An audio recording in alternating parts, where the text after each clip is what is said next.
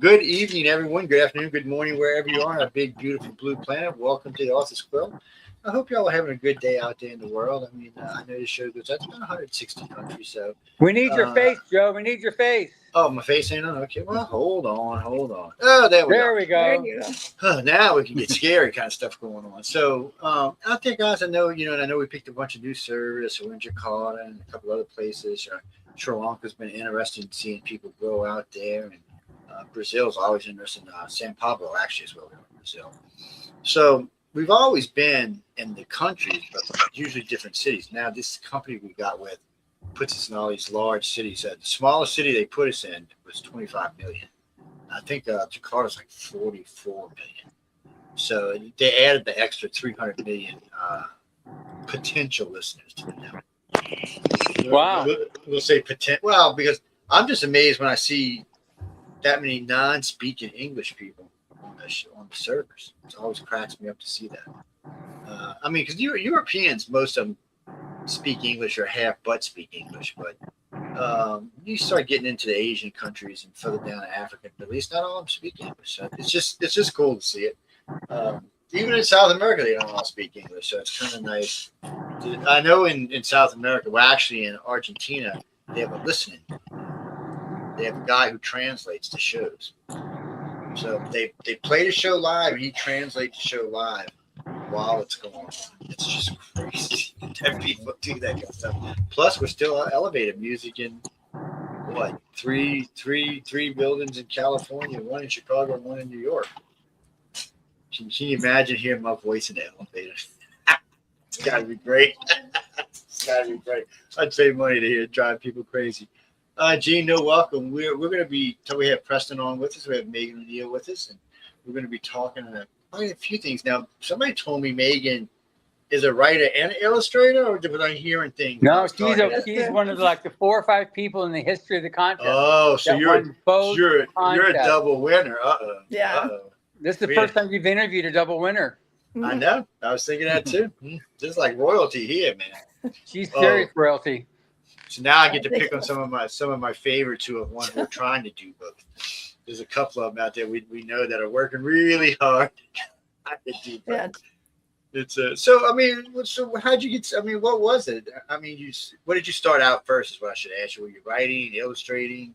I was actually entering the writers first, and I started getting honorable mentions. And then I had a friend that was like, "You need to do the illustrator too." So one of the first times I even entered it, boom, won. So I got illustrators. See, illustrators are lucky like that. Authors are not. Illustrators are lucky like that. I've seen a lot of. I'd like to pose a concept that it's not luck, it's skill that. I don't know, man. I think it's a little bit of both because. You got to hit it at the right time. You don't know who. Because I mean, first off, you're going up against a lot of people, so it's all about the batch you get put into if you're going to shine out of that batch or not. So there's a little luck involved too. I'm not going to take nothing away from her skill and her ability to win. Well, no, but I know people who authors usually win past the number of 14. There's someone earlier than, but most of them at that or further back. Illustrators, most of the illustrators I talk to, it's 1, 2, 3, 4, 5. I mean, boom. Matter of fact, I haven't talked to anybody past 3 years in a while now. I'm gonna go back to COVID. I told John that he needs to do a composers of the future because I don't enter that one. That would be good. Yeah, so I did illustrators back in 2011, and the writers was 2012. So it was like, as far as I know, unless John has updates, I'm the first and only woman to win both contests and the first person to do it in back-to-back years. So it was just like, boom, one right after another. And then I got to go to Hollywood 2 more times after that. So I've been in Hollywood, 4 times? 4 times. Wow. Yeah. Two as the winner, and then they invited me back as a bridge person to help between the judges and the winners. So some, especially with the illustrators, are kind of shy. So they'll see like their star that they've admired. I work on the illustrators from day one. So when I get them in LA, I can actually get something out of. Usually the first interview is like, okay. I'm really shy. There's a few of them that have been particularly shy, but what's been really nice is since we started the thing when we bring on 4 at a time so they all get to meet each other. Yeah. It's made it easier and they feel more comfortable. So and that allows me to pick on them, which brings them out of their shell. And because, they feel the need to stand up for themselves. And so I've seen a lot of them come out of shell. There's still a few that left shy, but most of the ones like last year, everybody was, all right, I'm the boss. I have come. I have conquered. I'm on my way home now. And it's always good to talk to them after the win because, you get to hear, they finally got home. They've settled down. It's still rushing over their head, but it's still fresh in their memory. They're also really young too. They tend to be really young. I remember I was like one of the oldest people. I was like 30. The illustrators, yeah. The illustrators are really young. The illustrators. The authors though tend to be, most of the authors I interviewed were in their 40s. So okay, let me retract it. So with writers in the future, I'd say most of the illustrators are late 30s, mid 40s. For the network though, I actually pushed that a little further back, maybe 48, 49, 50. Because we do a lot of authors on the network. I mean, there's a lot of authors coming. I'm sure Preston interviews a lot of authors by itself, and then there's several other of us hosts that do authors. So we get a. What was that, Preston? I was definitely one of the older ones in my year, but I noticed last year there was quite a few older folks, which is awesome to see. Yeah, it is, and I love that the contest being anonymous. The judges don't know. Yes, they removed your name. You just cannot tell how old the person is going to be, what sex, or anything about them. It's amazing. And by the way, Megan, I was there both years. You won, watching from the audience. What I call the losers' lounge. Oh no! I eventually got up there on stage, but man, you sure did. And everybody was in tears your year, Preston. With your story, everybody in the whole audience was in tears. Yeah, I had a good backstory to winning. But I just want to say, Megan, while I have the chance, your story, The Siren, was that one and Gerald Warfield's The Polly Islands, my 2 favorite stories. Yes, that was volume 28. Yeah. So the illustrator, when I won, that was in volume 27, and then the writers was in volume 28. Yeah, there was a good crowd there with some of the winners, so... Yeah, I got second place in my quarter, and that's when that was the year before Dave Farland became the coordinating judge again. Yeah. But he was on the final panel for choosing my story, and he took me aside. He's like, "I voted for yours to be number 1." I mean, he really liked the premise and everything, and for anybody who doesn't know, I mean, like Dave Farland has passed away, but he was a greenlighter for Scholastic. So when the marketing company came to him and they were like, "Hey, who should we push big this year for all the authors that we've purchased?" And they gave him a big box, he says, and him and his wife, I know Mary, she's very sweet.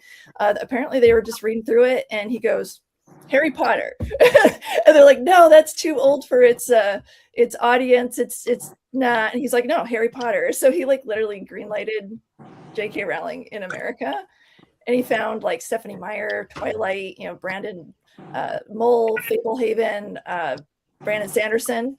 That's Mistborn series. He's got a lot of the big names that have made it onto the silver screen and everything. Like he finds them, and he was like, "Yeah, I voted for your story to be number 1," and he had no idea who I was at that point. So I was like, "Wow, that's a huge honor."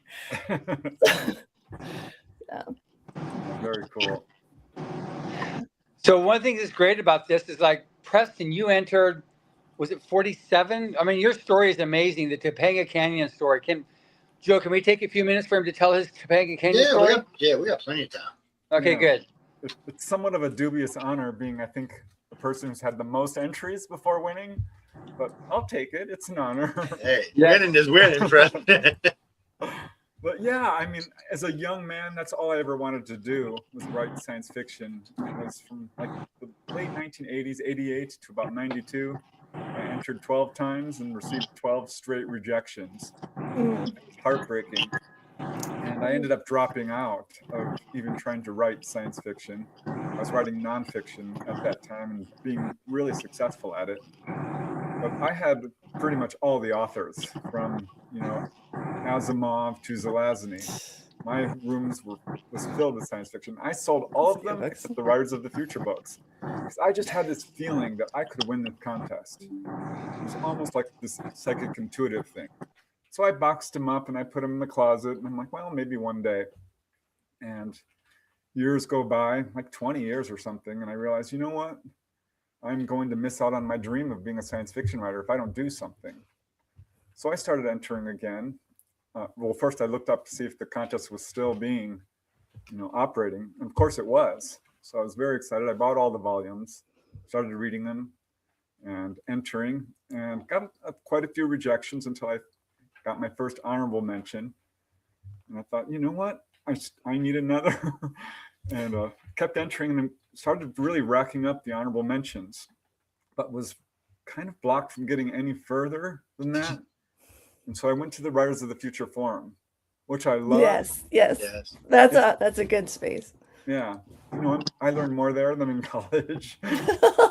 Honestly, about how to write, about, hooks and titles and plotting and all the stuff that goes into writing. It's more than you might think. But at any rate, I'm going through the forums, and there was one about not giving up, the importance of not giving up. I'm like, oh God, well, this is kind of up my alley, because I did give up. And I was starting to feel discouraged again. And I'm coming upon one of these threads. It says, don't worry, I'll never give up. I've heard the Topanga Canyon story. And I got kind of cold chills, because that's where I lived. I was living in Topanga Canyon when I gave up. And I was getting really good feedback from editors, like Dean Wesley Smith, one of the judges at Pulp House magazine. Long story short, I'm like, okay, what's this Topanga Canyon story?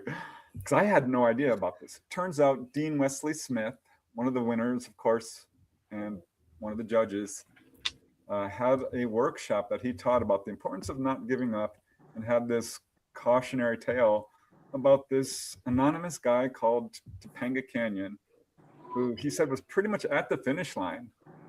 That editors were looking at him, book editors, magazine editors, everyone was wondering who was going to be the first to publish his story, and he disappeared. Of course, I emailed Dean and asked him, I think this might be about me. And he, of course, verified it, which was both devastating, really, and super exciting. There's got to be a word for that. I don't know what it is. I know. There is somewhere. I'm sure there's somewhere in the dictionary. Let me know if you find it. I was thrilled, and yet I was so upset to realize, you know what? I dropped out right when I was that close. But that's what I needed.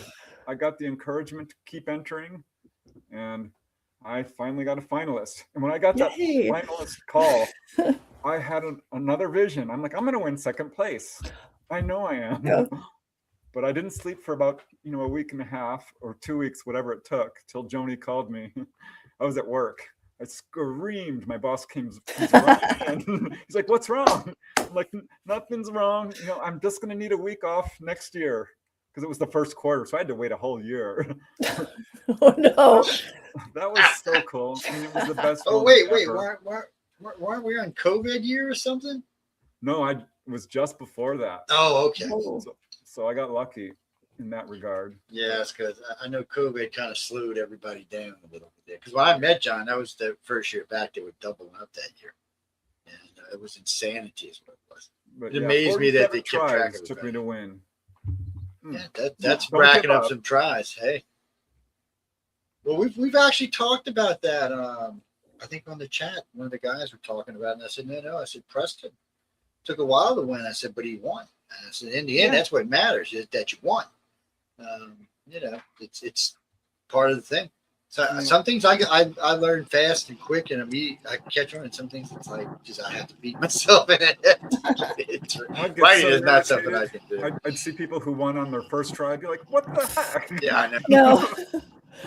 You raised a really good point there, Preston, because it is judged blind. I mean, they remove your name to facilitate fair judging. So it's not about who you know. And you can enter at least 4 times a year, because there's 4 quarters, and it just gives you the encouragement to keep going. And even when I was writing on the writer's side and entering, I was I'm actually glad. I'm glad that I got 2 rejections. So it did show that, it's about the writing and not like this is some easy thing that someone can win. I was getting a lot of honorable, well, I guess you can kind of see them over there, like a whole wall of honorable mentions and stuff. But I, at the time, I don't know if anybody's done this yet, but at the time, the Siren, I entered it straight rejection. I sat on it for 2 years, and just like you, I was like, there's something about this story that is so up the alley of writers of the future, and I just distanced myself from it, came back to it cold 2 years later, and was like, oh, I just axed a little front portion that wasn't working, like a little intro, and then I rearranged a couple scenes. That's literally all I did with it. Like maybe some technical editing. That's it. Like it wasn't even some kind of a major revision, but that's what it needed. And then it went straight to the finalist and then won. So yeah, I noticed that in the forum, people would send stories over, and I'd be like, take off the first 2 pages, 3 pages. That's usually a person's story starts. What do they call it? On media res. Start with the action. Yes.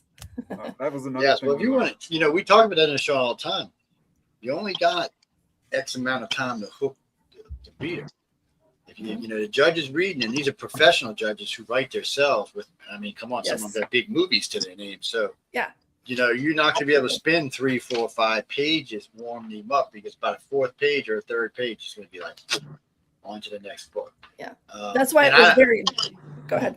No, go ahead. No, I was just going to say that's why it's so meaningful when you can go from a straight rejection to like winning a whole contest with a piece of writing, because it shows the process and what you had to do to get there. And sometimes it's not even like a whole revision, like my point was earlier. It's just like a little bit of a rearranging of the text or something, and you got to believe in yourself. That's like the big thing. It's like I just can't shake this notion. And at the time, like the Siren, this is the first time that I could probably ever actually talk about what it's for real about, like where the inspiration actually came from. Because at the time, it wasn't that people weren't ready. Like they say, certain demographics of people aren't ready for disclosure or anything like that. Mine was more like, I don't know if I have the context to even be able to describe to people and bridge that gap of where this is coming from. So whenever I would be on like a radio show, or I did the Syracuse Bridge Street show when I first won it. And I kind of just stuck to like the basic plot of it, which is cool. Like the plot is cool. And I think it was Martin L. Shoemaker who told me he was reading the story, and he's like, I was halfway through and I almost dropped my tablet because I realized where you were going with it. So it does have like, plot twists and that kind of thing, but to actually be able to talk about what it's really about, I can do that here now on this podcast. So that's why I was like, yes. It's nice to be able to get things out and talk about them. Because it's funny, because a lot of the authors we meet here are ex-military or well, some of them are. I've been. Where are we at now, John? 4 or 5 interrogators. I think it's 5 now, actually. Wow. So and look, one of these girls like this big. I'm like, what? When I met her in person, she's like, no, I'm an interrogator. I said, who are you scaring? She said, trust me, Joe, I'm scary. I said, I bet you are. But they use all of that pent up anger and energy and fear and frustration, and they turned it into books. And I've been quite impressed with that. I mean, it's got to be like therapy for them. Poor John, we keep John muted.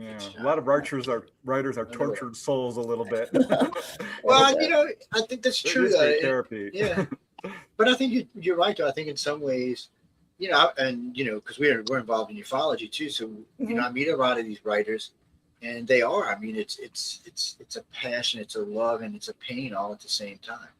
And of course, you're your own worst critic most of the time. So you always should let other people read your book, people.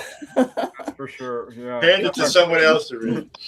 When I finish a story, I'm like, oh, this is a masterpiece. And then I read it again. I'm like, oh, this is a pile of.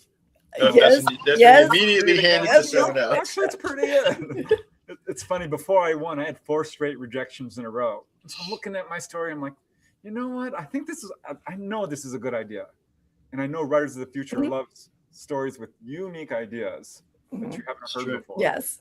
And that's what I love about, I've read all the volumes. It's absolutely a passion of mine. I probably know the writers of the future stories better than just about anybody out there. It's like your story, Megan, I've read at least 3 times. Oh, thanks. It's fresh each time. That's so cool. But I I had mean- no idea that mine was going to win or not. You just don't know. It's What volume were you in, Preston? 35. Right Oh, there. okay. It's Yeah. on the So table. I was like, It's Yeah. So next time, Preston, when you send in some artwork, just be sure to mail Emily some chocolate. Okay, shh, just don't tell John. Just mail Emily some chocolate. I'm telling you, y'all got to know how to grease the wheel here. No, Bruce. Emily is. Just say she's Emily. Leave it at that. She's the boss. She's one of the bosses. She's the boss. She's the. Actually, technically, half the time she's the ghost. She's like the phantom walking in and out late in the evenings and stuff. yes. Yeah. No, it's John's wife. Actually, no, she's a sweetheart. Yeah, she How is. she Emily is puts up. I don't even know how she has the patience of it. Some of them people might be like, "What? Go home." I'm like, no. Actually, the whole bunch of them got really true because they can put up with me, which is tough. It's they really are a patient group. I rarely see anybody even get a wrinkle on their face. It's rare to hear anything that's not exactly positive all the time. Poor Joni, I don't know how Joni does it. Joni, man, she must have clones. That's why I say Joni has clones. She's everywhere. But I mean, something that people don't know about my situation, I was like John knows, but I was in a very violent domestic violence situation at the time when I went to the contest. Like people don't know that. Like I was actually literally covered in bruises up my back when I went out there. And so Joni, bless her soul, and Dave Farland, they were in a private update group while I was fleeing the state of Texas. We were in Texas at that time and I was going to New York State. Like and I wanted to put people whose opinions that I really trusted, like I could have put like friends and family, like regular friends and family, but I was like, you know what, I want to hold myself accountable because I don't want to do something in the moment that would be, it seemed wise but it was not, and I didn't want to like let them down. So there was I think like Brad Torgerson was in there, Jordan Lapp, and Dave Farland and Joni Labick was in the group, and they were on a blow by blow as I was fleeing the state. And I just felt really supported in knowing that I can make good decisions like in a crisis like that. And that was going on like when I wrote this book. And what's even crazier is right before it, between 2008 and 2009, because I won in like 2011 for Illustrators. This is where it's good that you guys are into ufology, because I never actually really was. Not that I wasn't interested, I just didn't follow the crowd very much. So you are going to be able to verify some of the stuff that I'm talking about. But right before I was winning these contests, I was running a writers meetup group, and I had people that were like entering the contest. In fact, like my co-organizer was the one that even told me about the contest to begin with. And I had an eclectic group of people, just like you see up at Writers and Illustrators of the Future, where they have like all different demographics and socioeconomic tiers and political beliefs and religious beliefs. And they're people that normally might not even want to be in the same area code with each other, but they all come together for the love of the craft, like love of writing and illustrating. And it was just like a small group, like me, we had like 7 people at the time. And one day a guy shows up for my writers meetup group. Like I didn't know he was coming, in a suit and tie with a little manila envelope or like a little folder under his arm. And he's like, "Hi, is this like the North County Writers of Speculative Fiction group?" Because I was in California. We were stationed in California at that time. And I was like, "Yeah." And he's like, "Hi, I'm William M. Tompkins." And I had like literally no idea. Like this guy, he's passed away.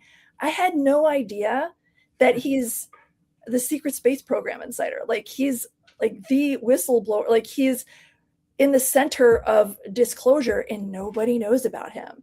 And what was interesting about his case is, and this was kind of like while I was starting to enter writers at this time, they were kind of separate, but together in a weird way. And he would come to the group and no one understood what he was talking about because the guy was like 80 years old. And he would come in media res into like 80 years of memory. And we didn't know what he was talking about. People were just like, oh, he's that alien guy, that old alien guy. And so I was like, look, he's looking for something. And I had to put on my journalism cap and be like, okay, let me get to the bottom of it. There's something with this guy. Like, he's not crazy. Like, there's something up. And I was like, okay, he's looking for a ghostwriter. Okay, he has an autobiography he wants to produce on some life stories. And I pitched him to the group, actually. I was like, okay, this is Bill. He has this life story he wants to tell. He needs help writing it. And crickets chirping in the hedge. I'm like, okay, you know what? At the time, I was just having babies and I was a stay-at-home wife. And I was like, I could do this. And so I got paid, and it was less than minimum wage, actually, in California. And I didn't care for like part-time to piece together this guy's story. And he wasn't lying. All I could say, I've been to his house. I've seen the boxes that, like the eyes only file boxes stacked to the ceiling. I saw like all the technical drawings and technical illustrations all over his wall. He would come to the group with like pictures of UFOs. And I'm like, okay, either this guy is a clever librarian or there's something to his story.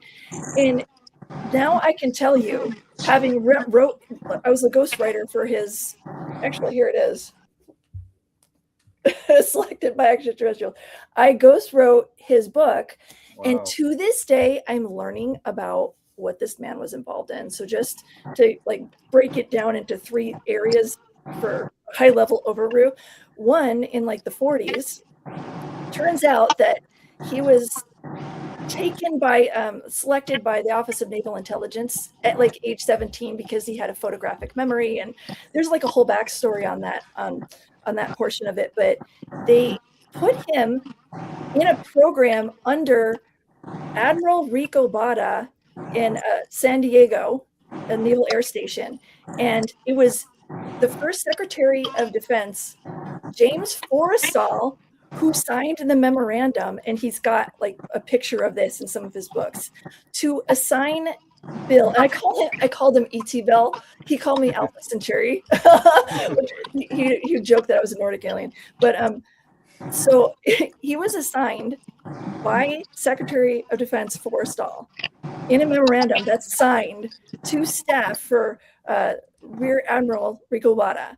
And they were and I still didn't even understand this portion of it because the first book is part of like the middle section of his life. So I didn't really understand a lot of what was going on when he first got involved in all this stuff. But what was happening is we had upwards to 29 US spies in Nazi Germany that were bringing back intelligence. Sometimes it was just word of mouth. Sometimes it was technical documents, whatever they could grab. And they were bringing it to this little tiny group.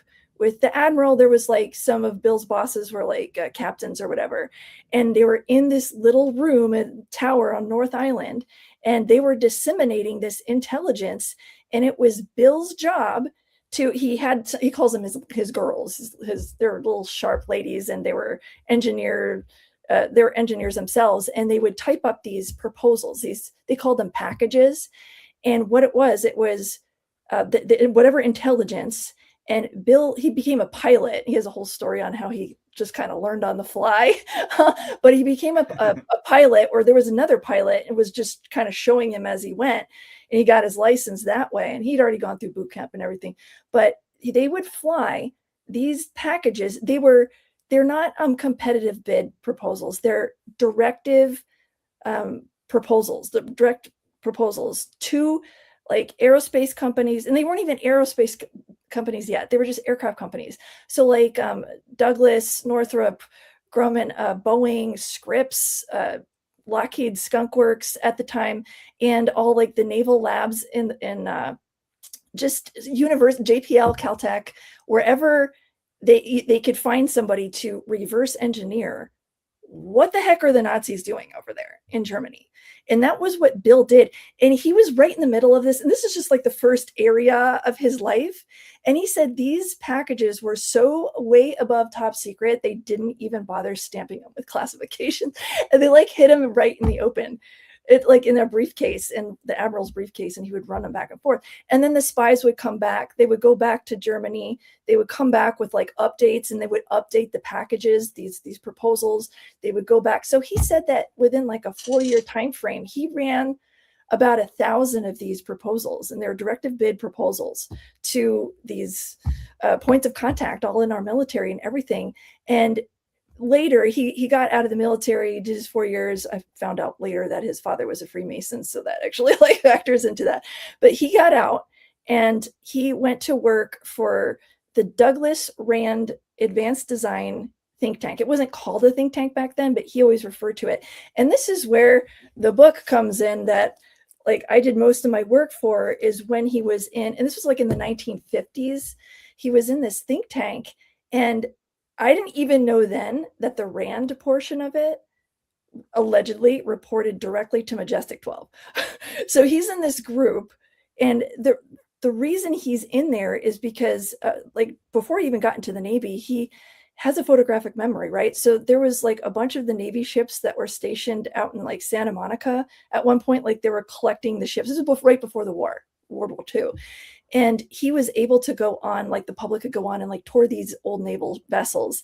And there was Bill, and they couldn't have cameras or anything. And he's walking around and he sees all like the classified stuff, like, you know, anti-aircraft weapons and like the cords that catch the aircraft and all this. And he's in radars, and he's like, ooh, and he's like writing this down. And he goes home and he makes all these model ships with like they're exact replicas of components he's not supposed to know about, even though it was open to the public. And that's when he got picked up by the Navy. So he used his Navy ships to also get into this advanced design think tank. And you have to understand, like with disclosure happening, and even within the classified world, it's so highly classified, like it's hyper compartmentalized is what it is. And the left hand doesn't know what the right hand's doing. There's not like really one person or one group of people who just know everything.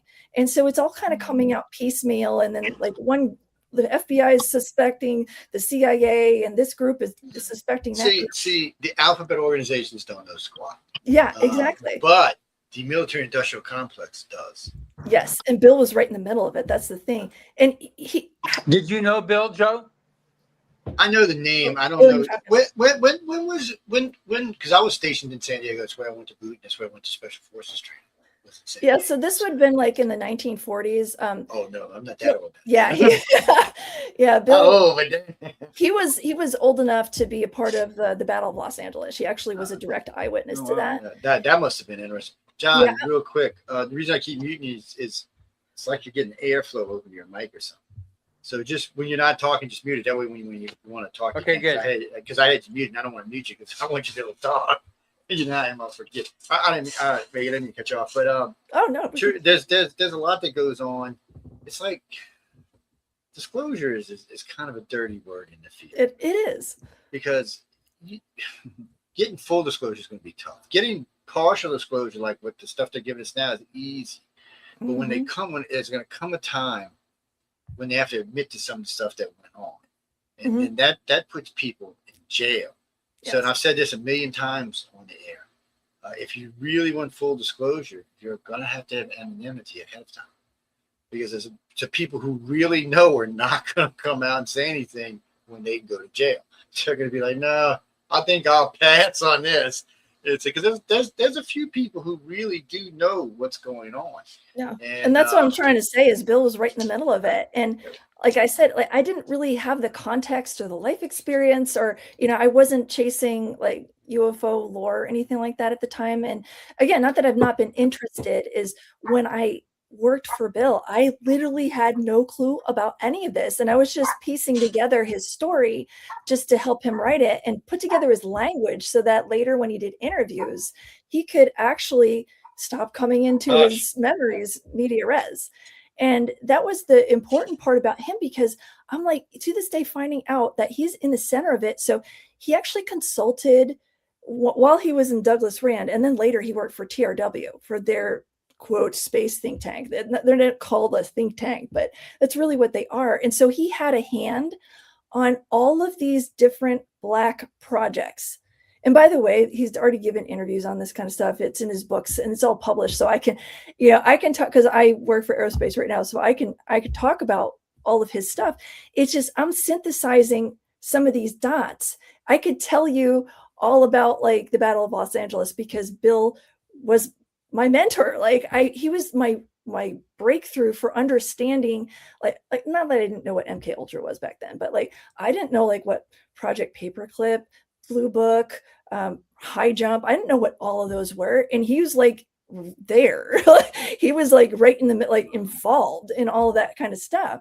And so when he was at Douglas Rand think tank, even the people in engineering had no idea that this think tank existed, and they worked on advanced designs. And some of the stuff that he worked on, because there'd be like PhDs that would come down the hall and just, hey, Bill, can your team look at this? Can you consult on that? And he just touched so many different projects. And he was like, some of those were the packages that I had run like 10 years earlier. You're like, oh yeah, I know a little bit about that. And they're trying to figure out what the Nazis were building. And then later a TRW, same thing. He's like, oh, some of these were packages that I ran when I was in the Navy, and now I'm working on them and I can consult on them. And I think like, because it's so amazing, like his life, but I think one of the points that would resonate with a regular audience the most, that maybe doesn't know about too much about UFOs or what's going on in this field, is that he was the engineering section chief for the Apollo missions for Douglas. Because at the end of he worked there for like 10, 12 years, something like that. And towards the end, they were working on a stage of the Apollo missions. And he's like, what people don't know, it wasn't just about going to the moon. Okay. They were literally planning to first, there's like 4 stages. He's like, first we were going to go to the moon, like take some pictures, collect some rocks, set up a base there or whatever. And then I think phase 2, he said, was to go, to the closest 12 stars and colonize whatever habitable planets that we could find and moons and whatever. And phase 3 was going out into, like, there was phases, like they were trying to. So actually what was really going on, Wernher von Braun never wanted to go to, he wanted to go to Mars. He knew him. He gave in and said, I will use it as a stepping stone, but our goal is Mars. Not only, he's like Elon. He wants to go to Mars. He wants to colonize. He wanted to colonize Mars. Now, Carol Rosin and the other assistant, I talked to both of them, and for him, it was the final breaking point, because he wanted to go to Mars. He said, this ship will make it to Mars with no problem whatsoever. We want to go to Mars, and he thought we could get there much faster than what we were told today. Now, Elon kind of updated us on that just recently, and says, well, we might be able to do a 2 to 3 month flight now. But Elon's not even doing it that way. We're going to go to the moon. We're going to send, I think he said 200 robots to Mars and let them start building a colony before we go. And this is soon. He's talking about within the next 2-3 years sending them. So it's definitely a different world. But you know what? When you ask Elon the question about UFOs, he said he has never seen any proof or any information to suggest there's any visitation to the planet whatsoever. But he does also work with classified programs. He does, but he looked up and said, and I would know. He said, I'm telling y'all, he said it's not what y'all think it is. He was honest about it. He said about 95% of everything we see is ours, which is true. I mean, most of what you see released now, like those shots over the Middle East, those aren't aliens, those are ours. And you can tell by the way they move, especially when they move forward to a cross and back. It's the way our craft moves. It's just when you're looking at it from a flare way up in the air, it just looks different. But there are every now and then some that's odd, like the one that stayed with the ship riding around the ship, going up and down and inside. It actually went in one of the windows and out the other window of the ship. It was like a scene out of Close Encounters or something. But like 2 points on what Bill was doing for Apollo. He actually met Wernher von Braun. Yeah, he sold him on the program.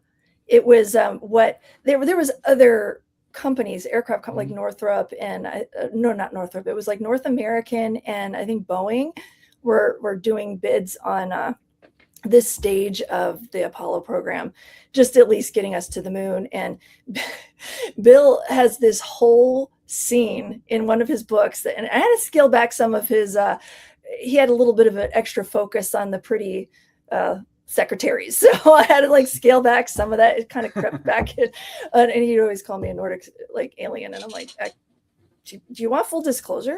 I'm not an alien. I'm a Christian. That's full disclosure for me. But no, 2 points on Bill is with the Apollo program. I'm going to have to like lay some context for this because this involves Operation High Jump. And so for anybody who doesn't know anything about this, and it's good that I can kind of bridge this because again, like we got the experts here that know a lot about these UFO encounters and events and all this, but a regular audience might not. But Operation Paperclip during the war or after the war, we quote unquote won. Bill says we did not actually, but history so far that's whitewashed says that we did.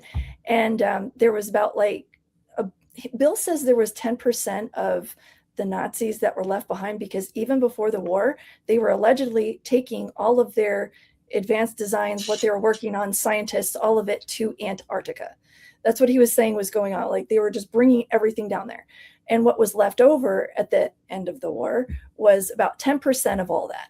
So he says for every 20 Nazi scientists, these are like SS members, like 20 scientists that like the Russians got, we got one, but he would say we got the smart ones.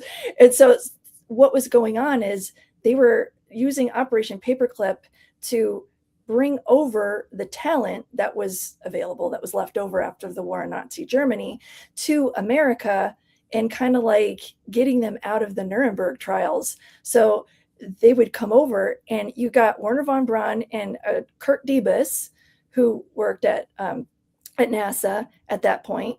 And when Bill was in advanced design in Douglas, he was working under a guy named Wolfgang Klemperer, who also, I believe, was, he called them the Paperclip Germans, right? And so these guys had knowledge about what they were doing over there.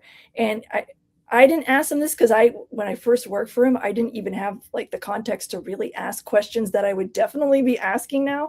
But apparently these guys were still in contact in some way, shape, or form with the German group at the South Pole. Okay, so they never stopped being SS. They never stopped being Nazi. And even Bill will say that like they had like this kind of not like quite invisible, but hard to see like SS symbol like on their sleeves when he met them and on the flag and all this. So they were still in some way in contact, but the Apollo program and just the rockets in general, going to the moon with that type of propulsion system, apparently, according to Bill, was a whole diversion to keep Americans away from really studying anti-gravity and exotic propulsion methods. And so he's like, because he met these guys, he actually did a proposal of their stage and he designed a long complex 39 and the L module. He designed those. Like this is my ex-boss, and I didn't even understand at the time like what he was involved in. And he's got the schematic, like he's got pictures and newspaper clippings and meeting minutes that it shows his name. Like he's got boxes full of this documentation. And so that's the first thing, is that it was a diversion. And he was like, well, Dr. Debus was actually like, how did he put it? He basically was saying that he was nice for like a good Nazi, like a good SS member. And he actually tried to make the rocket program work, even though he had one arm tied behind his back, because he was supposed to kind of keep us away from the other propulsion schemes. So apparently he tried to do, and we at least got to the moon. But the other point is, okay, so the electronics that they used in, okay, let me back up. The Nazis were apparently building their complexes manually.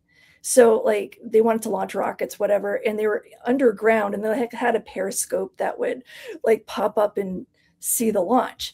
And also they were doing their vertical checkout horizontal instead of building everything vertical. And it would mess with all the components in the rocket. So Bill's like, first of all, you got to build it upright in a white room. And then secondly, what we built at in the Douglas Rand Design think tank, it's all automated with microchips. You guys are doing this manually. That was the German contract for NASA. But what they were doing at Douglas was all automated, and Bill apparently by himself, and he had extraterrestrial help in his book, or so he says. Extraterrestrial help. I definitely know that there was brainwashing going on. There's stuff going on behind the scene I can get into it a little bit later, but he had help to go propose this. He kind of went over the heads of corporate to do this. Like his whole team was behind this, but manufacturing at Douglas didn't like it very much and got him fired. He got fired for literally proposing to NASA and ended up working for NASA later, their whole Apollo program, like in stages, so that you could document everything. You could introduce changes. You could make sure everything was checked out properly. And this guy was the one that single-handedly, he has a whole story about getting a truck. He had a big model of the Complex 39. It was like a 6 foot by 6 foot, and he drove it, like got right past security, like the doors open. Like he has this whole backstory about how he ended up presenting it to Werner von Braun and Dr. Debus, and they took the proposal. They took their proposal. So he is like a plank owner for the module NASA. Design was brilliant. Yeah, and then the module components was the smartest thing. Yeah, and so where we got our microchips, that were in the shuttle. I didn't know this. This is so crazy. So allegedly, according to Bill, the Roswell crash of 47. Okay, I've heard him say that it's not even just one craft. It was like 3, upwards to 3. I don't know how true or correct that is, but I have heard him say. And he said that all of our, well, not all, but the microchips we used in the rockets, and that they were incorporating into their launch complexes, were reverse engineered from that record. They may have been. So back, the Roswell Gazette had put out a picture of what looked to be aircraft aluminum, fiber optics, and what we would consider a microchip today. Now, what's funny and scary about this, if that's true, then the aliens are directly responsible for the computer age on this planet, not us, but them. Yeah. Because we were using silicone, but we were still using tube silicone versus solid state silicone. So it's a little. Yeah, well, I think there's no doubt that a lot of the things that people are seeing are absolutely reverse engineered. Oh yes. That we have discovered anti-gravity. Colonel Corso, of course, did write in his book the day after Roswell that the integrated circuit, fiber optics, Kevlar, night vision goggles, and I think lasers were all directly from. Yeah, people just think the stuff coming over from Germany was just the silver disc craft. It was more than that. Apparently, there's all these different programs. It's like people suddenly switched on, if you will, and they're suddenly channeling this information. And that's what our spies were just like, what? So this should tell everybody something. So first off, the saucer that the Germans had was given to them somewhere around 1900. Somewhere around 1909 through 1917, Germany went ape crazy building saucer designs and everything. Boats, planes, you name it, tanks, had a saucer design. I mean, they just built stuff all over the place. But of course, they could never really get a plane flying or actual flying. So they kept it. The problem with the saucers is they're, for our standards, they're virtually indestructible. There's nothing we can really damage them with. And we did take that one and bring it to Roswell, and we did crash it. We crashed it. Nobody else crashed it. Yeah, so the battle for Los Angeles, because Bill was an eyewitness to that, and I think he'd already been recruited at that point into the Navy. It was kind of like in that space between him actually working for Admiral Bata and him being a kid making models. Wow. But apparently there was not just one, there was thousands of these, these craft, and they were there all night. He said until like 5 a.m. And we had all, excuse me, we had all of our anti-aircraft guns going off, and all these shells were just bursting on the bottom. And he's like, it wasn't like the bottom, like the actual where the quote metal would be. He's like, there was some kind of like electromagnetic shield.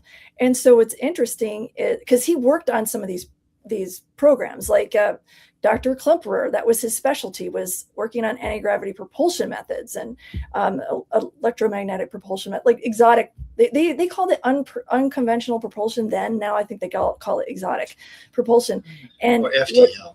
Yeah, and so I don't know if have you guys seen the new documentary for S4 with Bob Lazar? Because You know, Bob Lazar is an interesting character. I know stuff about Bob Lazar that most people don't. So a good friend of mine used to work at the WIP facility. WIP facility was where we used to store we still do store all the nuclear material that's non-weapons grade. Well, she was there for a while, then she got promoted to the Yucca Mountain facility, where we store all the weapons grade. Then they sent her to Los Alamos in charge of personnel. So Los Alamos is in charge of all the main facilities in Arizona, New Mexico, and Colorado. Mm-hmm. So I asked her for a favor when I heard about Bob Lazar. I said, can you look up and see if he actually worked at Area 51? And she did, and he did. Problem was, he wasn't a scientist. So this is what's interesting about Bob Lazar. And I don't know if anybody's ever seen the TV series Eureka. Bob Lazar was a janitor for Area 51. So the thing about it is when you say that, it makes him sound diminished. But a janitor at Area 51, it's not the same I don't know, thing. because like the documentary. Oh no, they got the paperwork on. No, we got the paperwork on. I had to pull it and send it when they did it, just in case they tried to stop it. There was a couple of reasons why this went down. One, you couldn't verify any of his schooling anywhere. Apparently they did. They had verified in you have to watch the documentary because I'm no, I can tell you this because we did the research ourselves. There were no verifying. None of the people who actually he said he knew said they knew him. They all said they didn't. I think he worked for Los Alamos on their collider. Yeah, because they found documentation. On the paperwork for Los Alamos, he's listed as a janitor. That's what he's listed as. That's his name on the thing as a janitor. And that whole field is filled with misinformation and disinformation. Yeah, well, because people don't understand what janitors do in places like Los Alamos or in places like Area 51. So when you have some kind of problem go down, they're the guys that go in and fix it, clean it up. So it's not you're uneducated or you're stupid or you don't have education. You do. It's just that's just your listing because that's what you do for them. It's you're not the guy that goes the floors. Yeah, you might sweep the floor. You might be sweeping some kind of stuff from a spacecraft, but still, it's what it comes down to. So that's why they had them listed. So when we released this initially, I had to make sure that people understood that there was a distinction between your janitor at your local office building and somebody who would be listed as a janitor at Los Alamos area. Well, it's so interesting to me, Megan, that you're in this space. I had no idea. It's fascinating to me because there's all these really interesting connections. My favorite science fiction writer is Clifford Simak. I love his stuff. He never really wrote much about ET invasion. And I found all these articles he'd written about UFOs. I'm like, wow, this is fascinating. I had no idea that he was even aware of this subject. And he says he never wrote an alien invasion story because he just didn't find the idea of ETs invading us and taking over credible. Yeah, because why would they want to bother? But science fiction, that's the most popular trope, I think, in science fiction. It is. And when you look at the Writers of the Future books, I'm always interested to see who's covering aliens and who's not. You did. And you did. I did.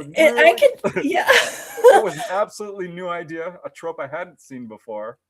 Well, I can tell you what was really going on behind the scenes with that, which I've never been. Okay, well, for the audience, just like a bare bones plot is basically the human race, we get invaded. I remember John asked me about the aliens, and this is kind of funny. We get invaded, but it's not like in like the traditional like biologicals, like they abduct you or anything like that. It's a race of interdimensional beings. And one of the characters call them the grunge, because what they're doing is they're putting humanity to sleep inside of our own minds, like unconscious, while they wear our bodies. We're like containers for them. And then they go and live our life and they're kind of like explorers, if you will. And we're unconscious in our own minds. And that collective consciousness, the construct is called the honeycomb, and it's a little bit like the Matrix when you see everybody asleep. And there's characters, and I'm not going to spoil it, a certain type of character, people that can disassociate and like be awake inside their own minds. And so you have these levels of consciousness where the character is going from this unconscious state, this honeycomb, to like a pre-conscious, subconscious state. And it's like, I've got the field there's always a tree that shows up in the twilight realms of my stories, even if I'm not aware that I'm doing it.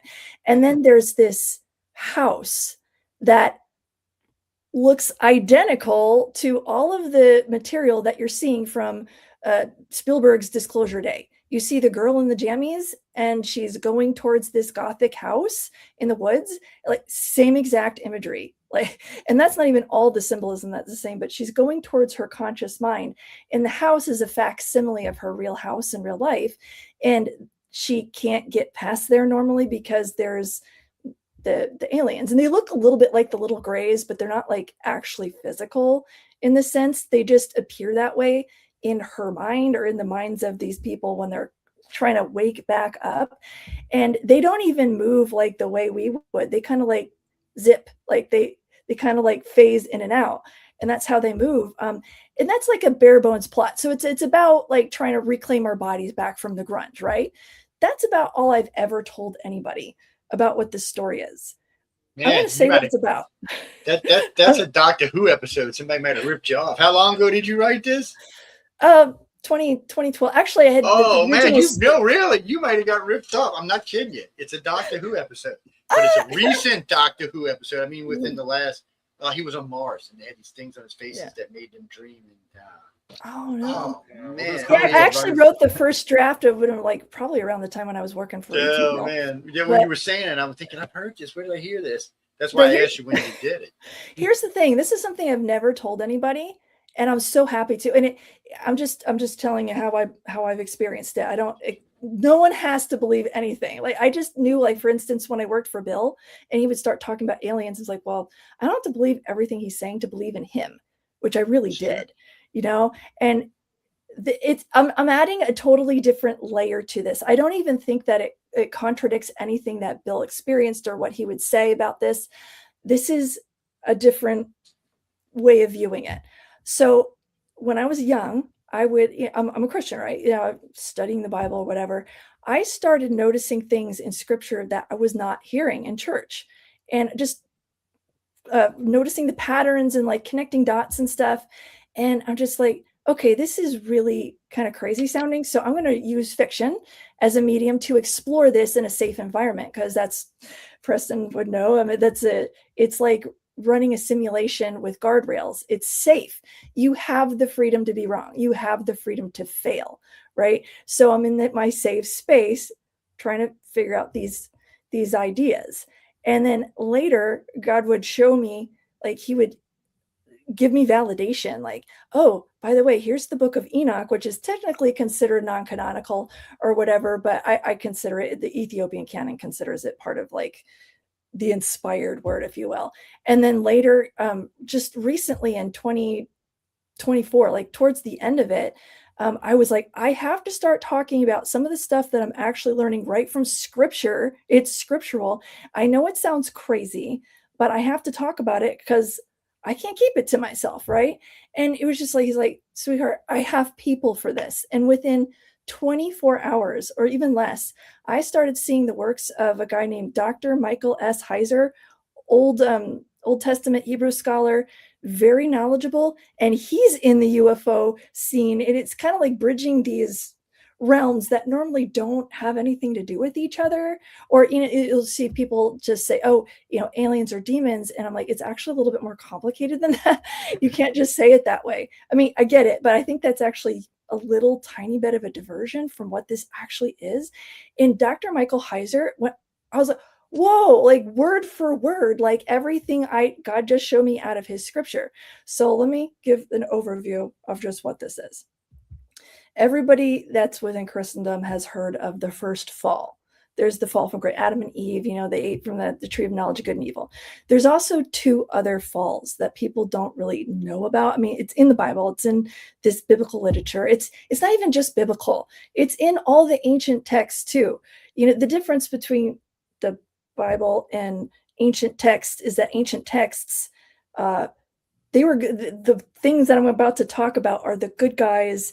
They're the ones that the ancient civilizations worshipped, whereas the Bible is like, we're going to do a polemic against. So these things were very real. Okay. So this isn't like someone's imagination or equivocation or anything like that. Well, the second 2 falls are, you could say, angelic. I do not like to use the word angel because it's like a misnomer. It's just a title that means messenger. And when we're talking about unseen realms, like beings from unseen realms, it's about as diverse as like the physical realm. We have kingdom, phyla, genus, species, right? So there's a group of these unseen realm beings, and they're luminaries. They're like, how we have like forces of nature. We got like strong force, weak force, electromagnetism, gravity, that kind of thing. Well, these are like conscious beings, like part of a group that are luminaries, and they were responsible for our awakening to consciousness. They're behind like the force of rising consciousness. They were helping us evolve. They were helping our civilization advance. And this was the first of the 2. This is Genesis 6. They decided to overstep their boundaries and become physical in some way, because they intermixed with the physical realm first and foremost with humans, like with human women. They took the daughters of men, all of which they chose according to scripture.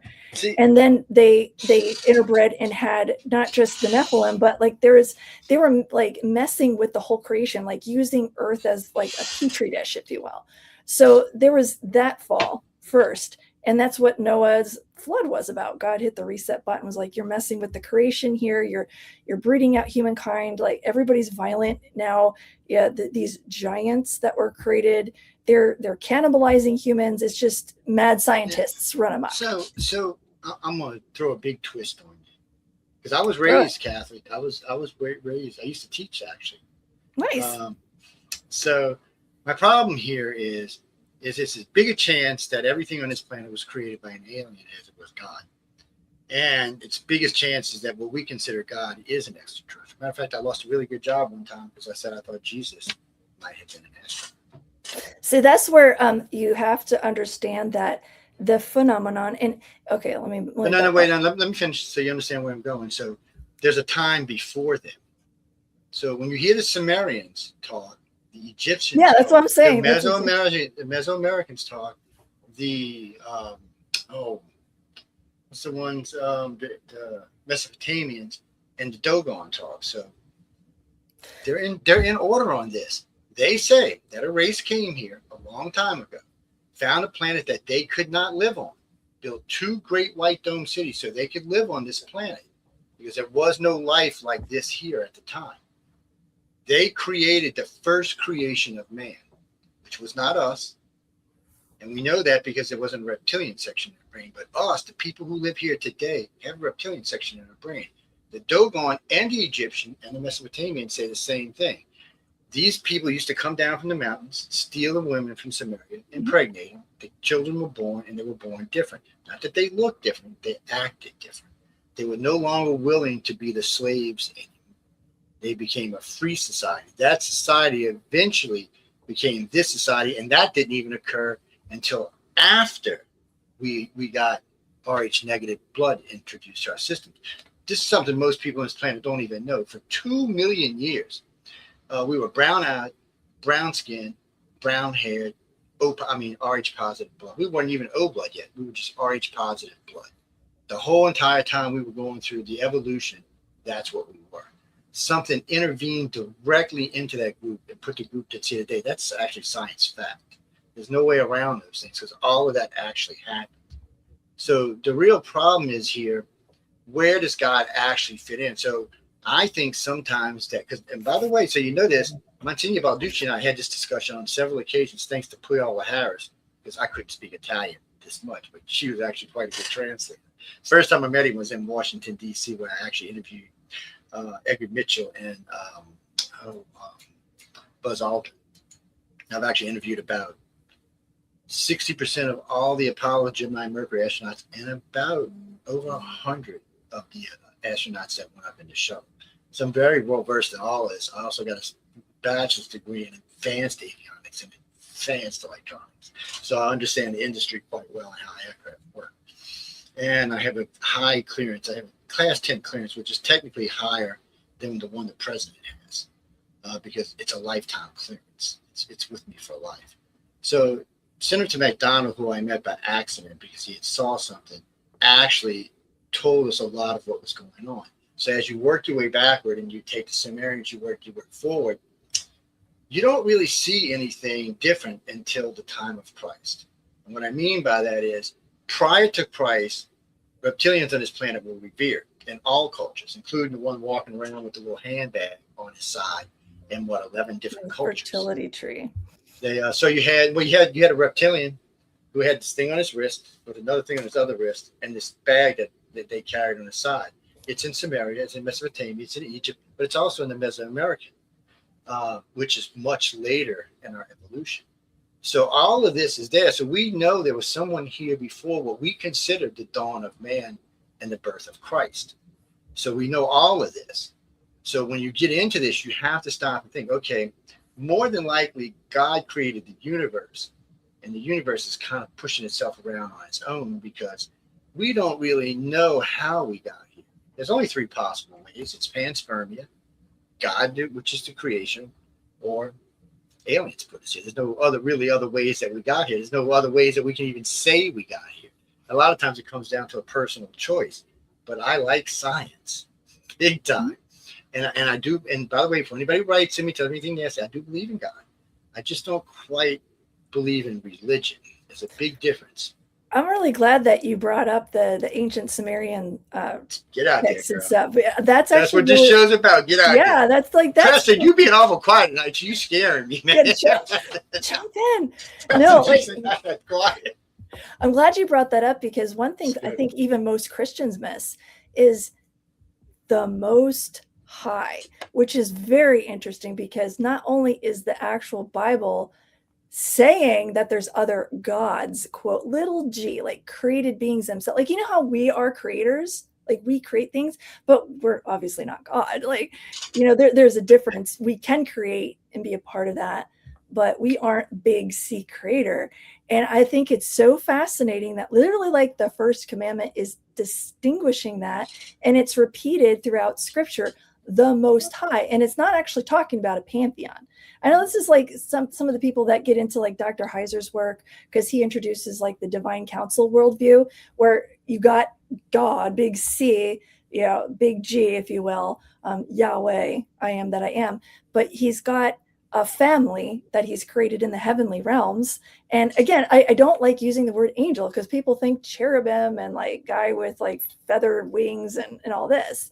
And instead, there's these different classes, different types of beings. And he had a whole council of them that were part of when he created. And again, we're not talking a pantheon, like they are themselves God. He's God. He just wanted to, not that he needed the help, but he wanted the help.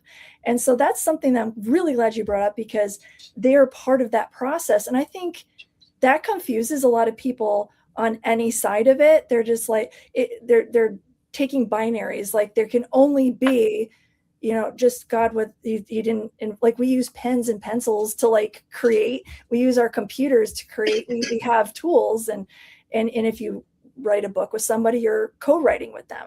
Doesn't mean that they are you. You know what I'm saying? No, I know what you're saying. He had his divine council and a group, there was two, that's what I was trying to say. There's two groups. In the first one, the Genesis 6 one, and not just biblical literature, but the ancient world talks about the same stories, the same flood myths, the same thing. They have a little bit of a difference on like who's the ultimate big C creator. And that's where that hang up gets going. But people just think that like, oh, they see, they're called watchers, by the way, for anybody who needs to have a term to keep it very simple. It just means awakened one, illuminated ones. Grigori is another term that I think that's in Hittite. I'm not sure, but it's in some of the ancient literature that they're talking about the same group of beings, and they were absolutely helping in our coming to consciousness, awakening, evolution, and exactly what you just said. So, I mean, it's actually not even contradictory at all. And the Bible states it like right in scripture. But that's the other problem. So we did, my station manager, Michelle DeRoche, is a beast of and she is a researcher from hell. Even, I mean, don't get me wrong, I have a large research organization, but she is a researcher from hell. So we got on this kick where we decided we were going to go through the codexes because that's the Bible. So what we read today is not the Bible. Most of what's in the Bible you read today, you're not going to find in the codexes. You're going to find different stories, different versions of the stories, and you're going to find quite a few other stories. There's a lot of stuff that's not actually in today's Bible. So one of the codexes from 330 AD, which is about yay thick, by the way. It talks about beings from the heavens. Mm-hmm. It talks about God was there. They at a point they took over creation, is how they describe it. So even in the original Bible, it describes it as there was a creation, but they're describing the creation of the universe, not the creation of man. They're saying that the creation of man actually came another way. Maybe it was inspired by the big boss, but they're not saying that he created. Or I don't even like using the word he. I have a hard time with the concept of super being a he. Well, it's just language constructs. Like it is. It's because we're stuck in confines. Yeah, well, I mean, like if you go ahead. That the term angels and demons are often misused and thrown about quite a bit. I got involved. I started with science fiction, right? But I got pulled into the UFO field and started. I devoted a lot of my time to basically studying people who had first-hand encounters with ETs, and certainly all these ideas are coming up in these first-hand accounts. And he's actually married. Talked all about this. I talked to Michael Cremo. He's wrote the book Forbidden Archaeology. He's basically proven that we've had previous iterations on this planet, advanced civilizations. Going back millions of years. Antediluvian worlds, multiple. Yeah. Well, from what the ETs are telling contactees, we absolutely were put here and have been taken off and put here back. Put back. So it's funny. Over and over again, and they've influenced us in many ways. I don't buy the idea that they, quote, created us, ETs. And I certainly don't subscribe to the theory that they're demonic. Because let's face it, according to religion, 1/3 of the angels fell, but 2/3 didn't, if I'm correct. Well, actually, just to make, for the audience's sake, to clear that part up, you get the group in Genesis 6 that came. They took like Joe was saying, they took the women and they bred with them, and it's like, try to wrap your scientific mind around whatever this, quote, angelic, just to use that term for breeding with people. Like how does that even work? But like whatever that was, breeding with humankind, and then everything, like the Bible says they sinned against birds and beasts. So basically anything that they could, we grow ears out of the back of mice nowadays. So they're doing this. It's like a genetic Armageddon. And the union between the watchers and the human females were the Nephilim. At least that was the big group of, there's other freaks of nature that were going on there.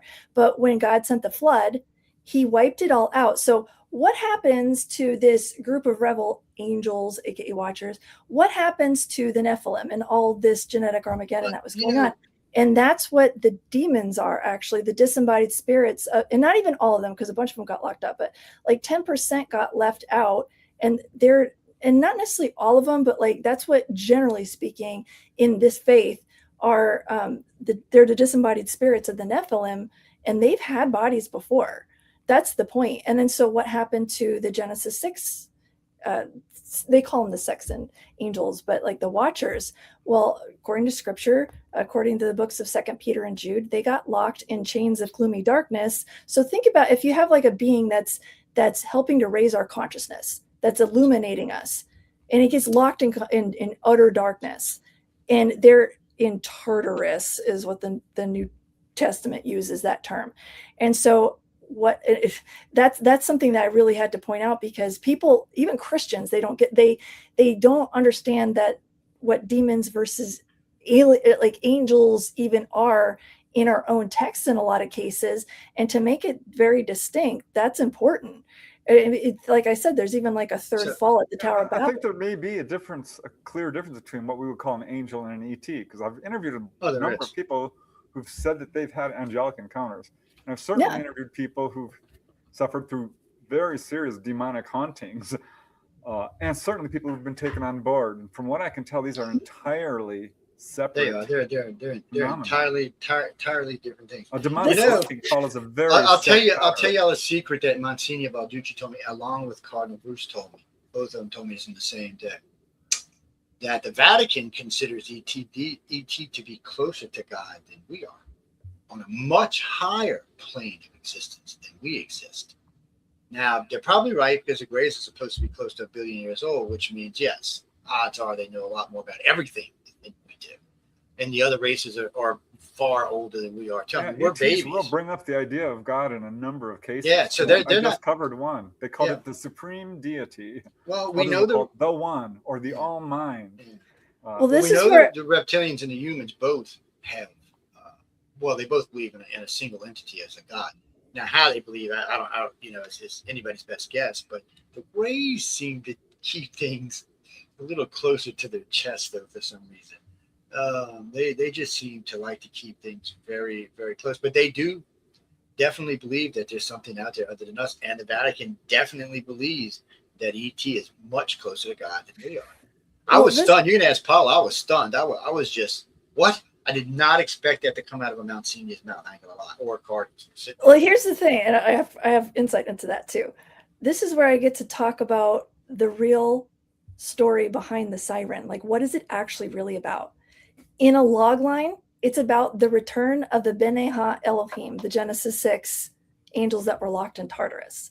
That's what it's actually about. And what you have to understand is the second fall, real quick, was just at the Tower of Babel. Like, you get the flood, it's all wiped out. And then you get this character, according to the Jewish historian Josephus and the Bible itself, his name is Nimrod. But you see him, and I'm not the only person that like draws this parallel too, by the way. He's, I think, the same character as Enmar-Kar in the Mesopotamia myths, where they were trying to create a tower to reach God, basically like a Stargate, if you will. Like they call it an oikaterion, like a house, an abode, some place to call down like these beings, and like he was trying to get the creator God to come down and pay attention to him. And without getting too heavy into this area, but they were using the ritualistic sex magic to have that happen. That's where we get into some of the really, really dark stuff. And God came down and was just like, I literally just hit the reset button and wiped this all out. But at some point they let out giants again. So like, how does that happen? If God wiped it all out, like how come they're coming back? And you get stories of the Israelites trying to like do this mop up mission. Because some of these, okay, so when it comes to extraterrestrials, they come in all shapes, sizes, and colors. So we know one of the races that came here, according to from the Middle East and some of the skulls that were found in Canada, they had to be around 20, 22, 24, 25 feet tall. Now, we also know living in Area 54 right now in Nevada is the set of aliens that are around 9 foot tall, 9 to 10 foot tall. That's their average height. Of course, they get old, they get taller as they get older, and their body gets frailer as they get, but still. And in a ways, they're a lot like us, and in a ways, they're not. But I mean, they're way more advanced than we are. But in evolution, they're not that far ahead of us. Technologically, they are probably 10, 15,000 years. But evolution-wise, they're not. As far as how we look, can we kill them? Yeah, we can kill them. The Greys, on the other hand, evolution-wise, they're so far beyond this, it's not even fun. I mean, you can't even kill them. I mean, they can just upload their consciousness to a new body. I mean, it's a waste of time to even try to kill them. And then now we also know, because in 2000, our government, well, actually before that, there was a dude in 1995, I think it was, put a microchip in his head to see if he could record memories. And he did. He successfully recorded memories in his brain. So at that point, science realized, we can get memories out of your brain. Now, there's been a couple of developments since then. We all know about Elon Musk's neural chip that allows you to run your computer through thought. We also know that the F-25 does not have a joystick in it, which means it operates through thought. It's one of the reasons we don't give it out to anybody because it's so damn advanced. It's one of the few planes we won't even give to our allies. We're like, no, can't have it all.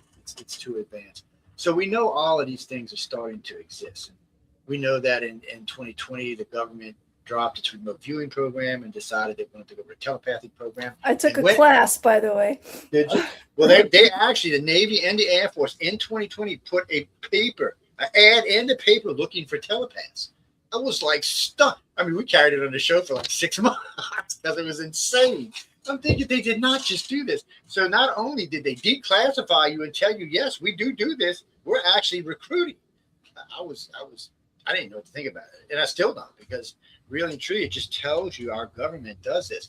But we have learned some things, like we know they wanted telepaths over remote viewers because telepaths can see more. A remote viewer can tell you a location of something. A telepath can actually see the code and the thing and end where it's at. So it's a little bit different. Telekinesis is what they're after, though. Fortunately, for us, it must be a lot harder to obtain, because you would know when any country on this planet gets telekinesis, because world leaders will just start dropping dead. They'll have aneurysms, they'll have heart attacks. All you have to do is think about squeezing an artery to kill somebody.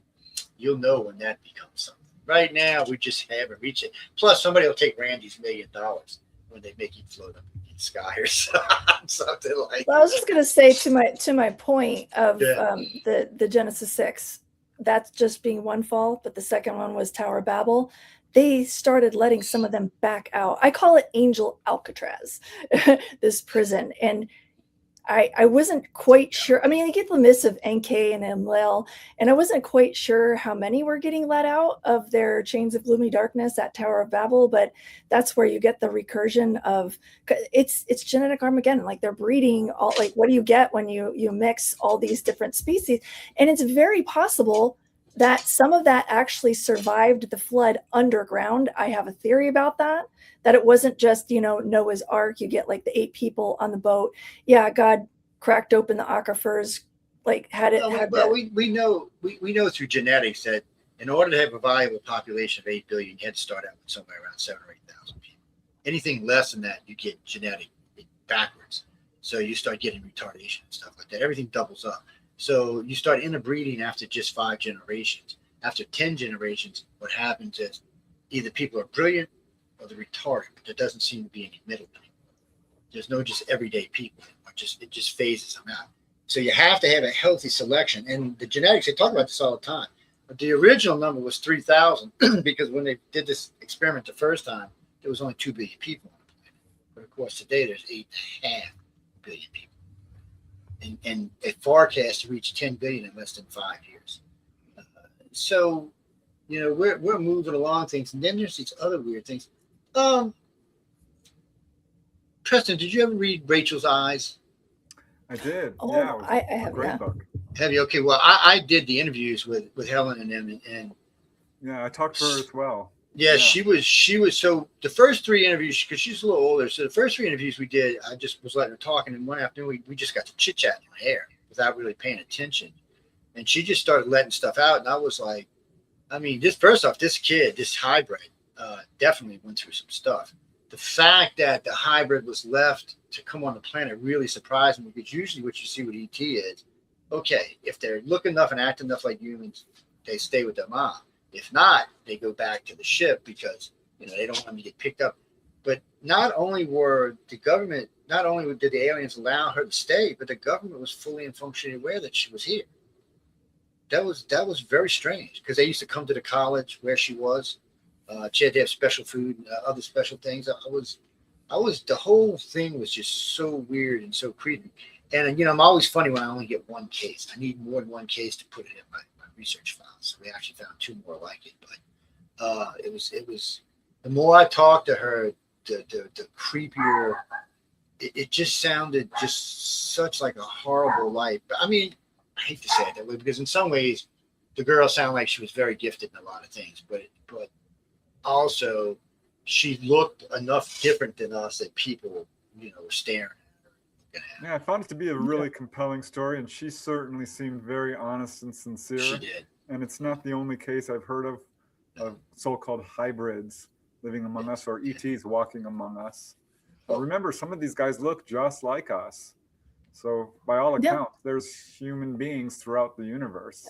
Either paradigm that you stick to, there's hybridization going on, whether it's the biblical worldview or, the traditional like ET, but that's what people don't understand so much. They just look for the green alien, like from Mars or whatever. And there's a lot of like interdimensional stuff happening.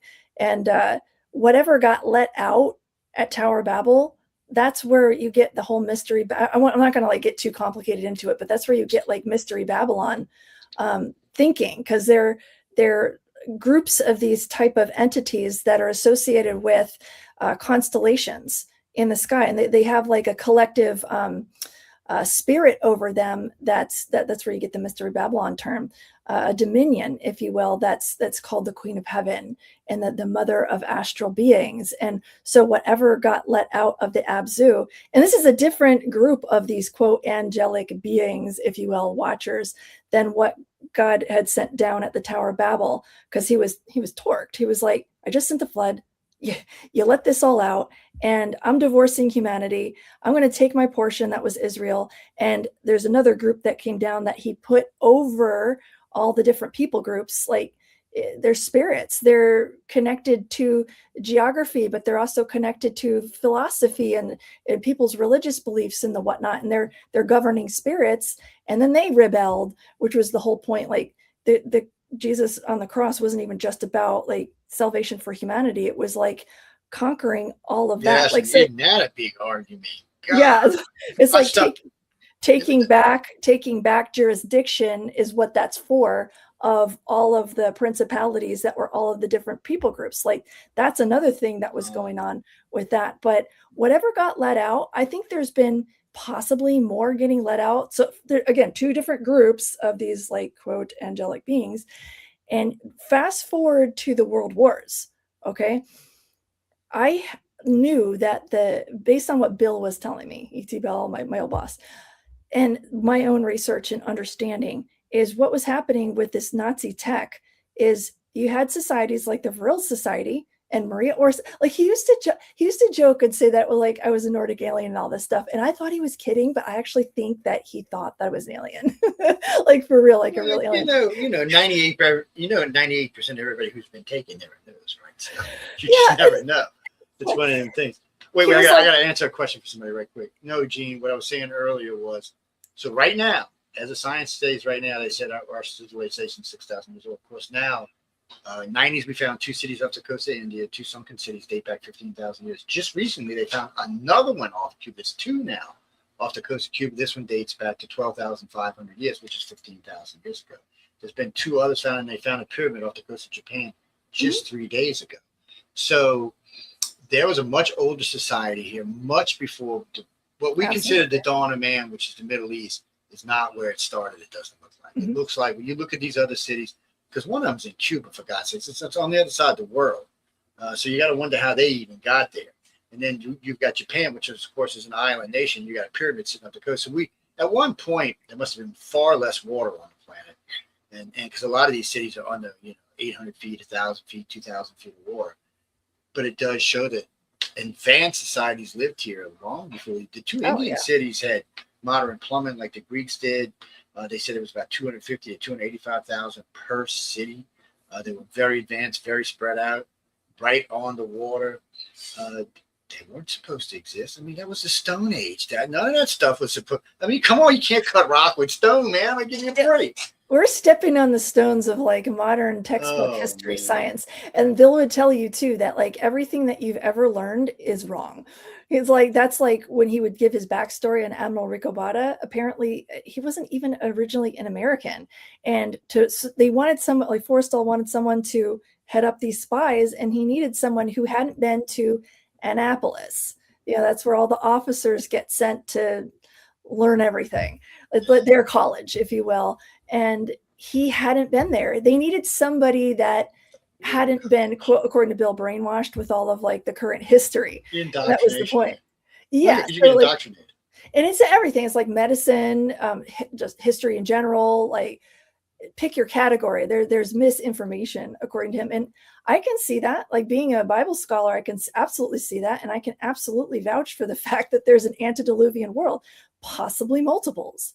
So like Nazi Germany, when they were doing their technology, like reverse engineering craft and coming up with these different programs and coming up with like cybernetics and different propulsion systems and just any kind of science that you could figure out, they were into with all these programs. But what was going on was the Vril Society, and then there was others too, not just them, but the Vril Society, they were mediums. They were cracking open, I guess you can call them gates, like lines of communication to the Watchers. And in fact, I heard Corey Good, he's another secret space program insider abductee. Like, and again, I'm not like huge into the scene, so I don't know tons about his backstory, but I had heard him also corroborate something that I already was researching and already knew, that we were receiving the instructions for this advanced spacecraft and all these different technologies through channeling it. And we were, not that they never dug anything up or were, quote, handed anything outright, but mostly they were channeling the technical data on all of this, and we were building it on our side. And so when these spies came over, they grabbed whatever they could. It was like manuals in German and in English and in like strange, weird hieroglyphics. So if you know like ancient, like Sumerian, which I certainly don't, all the ancient languages, that comes into it too. And they were running it back. And that's what all like the aerospace companies now were being directed to. You guys need to look into this. What is it? How can we use it? Is it dangerous? You know, reverse engineer this. And then boom, we have all this like explosion in various fields, and not just in rocketry, but, you know, medicine, like big pharma and cybernetics. And like, now we got AI, like this is all coming from the same place. Yeah. And Maria Orsic, who is the leader of the Vril Society, apparently was in contact with, was channeling not just Watchers. She was channeling the leader, Samyaza, apparently. And that was corroborated by Corey Good talking about how this individual was appearing to other couples. They thought it was Maria Orsic, but she was calling herself Samyazi, or what, like there's variations on the name. So I'm like, this is crazy. And that's why I wanted to, just because like I wasn't hearing this in church, and I wanted to explore this idea in the Siren. And I do this in a lot of different fiction. And I wanted to just ask, what if? So that's what it's actually really about. That story is the return of the Genesis 6 B'nai Elohim. They're back. They're engaging in all of their Genesis 6 hybridizations. So whether you have stuff that came from the flood beforehand, like that survived underground, or if it was just only let out at the Tower of Babel, we're letting out a lot of this stuff now. Like that's the point. They're breaking out of their angel Alcatraz. And again, like I don't know if they're all out. I don't think they are necessarily, but there's quite a few. And that's what ascension is. Like they want to, like what I said in the Siren, or over here, my thing is, it's a mirror. What I was saying in the Siren is like they want to use our body, like put us to sleep, if you will. Not that we're like completely unconscious, but they want to use our bodies as containers to do what they do. And we're fighting back against that. So that's what it's actually, the Siren's really about, is the return of the Genesis 6. But you better hope it ain't the light beams, because there ain't no fighting against them. you can forget that. There ain't no fighting against them. They'll burn your brain out. Yeah, I'm actually like just so happy that John invited me on here to tell this, because it didn't even, he's amazing. Because like it didn't even occur to me. I'm like, John did I is tell an you? alien. I want to know where the alien horse went that was behind Preston a minute ago. There was you had an alien horse behind you a minute ago. He's like, what? Oh yeah. We have a pet horse in the house. Yeah. Yes, I talked to monster. But going back to the Tower of Babel, from what I understand from an ET perspective, because some contactees have been told this, that was the time when we lost the ability to have telepathic communication.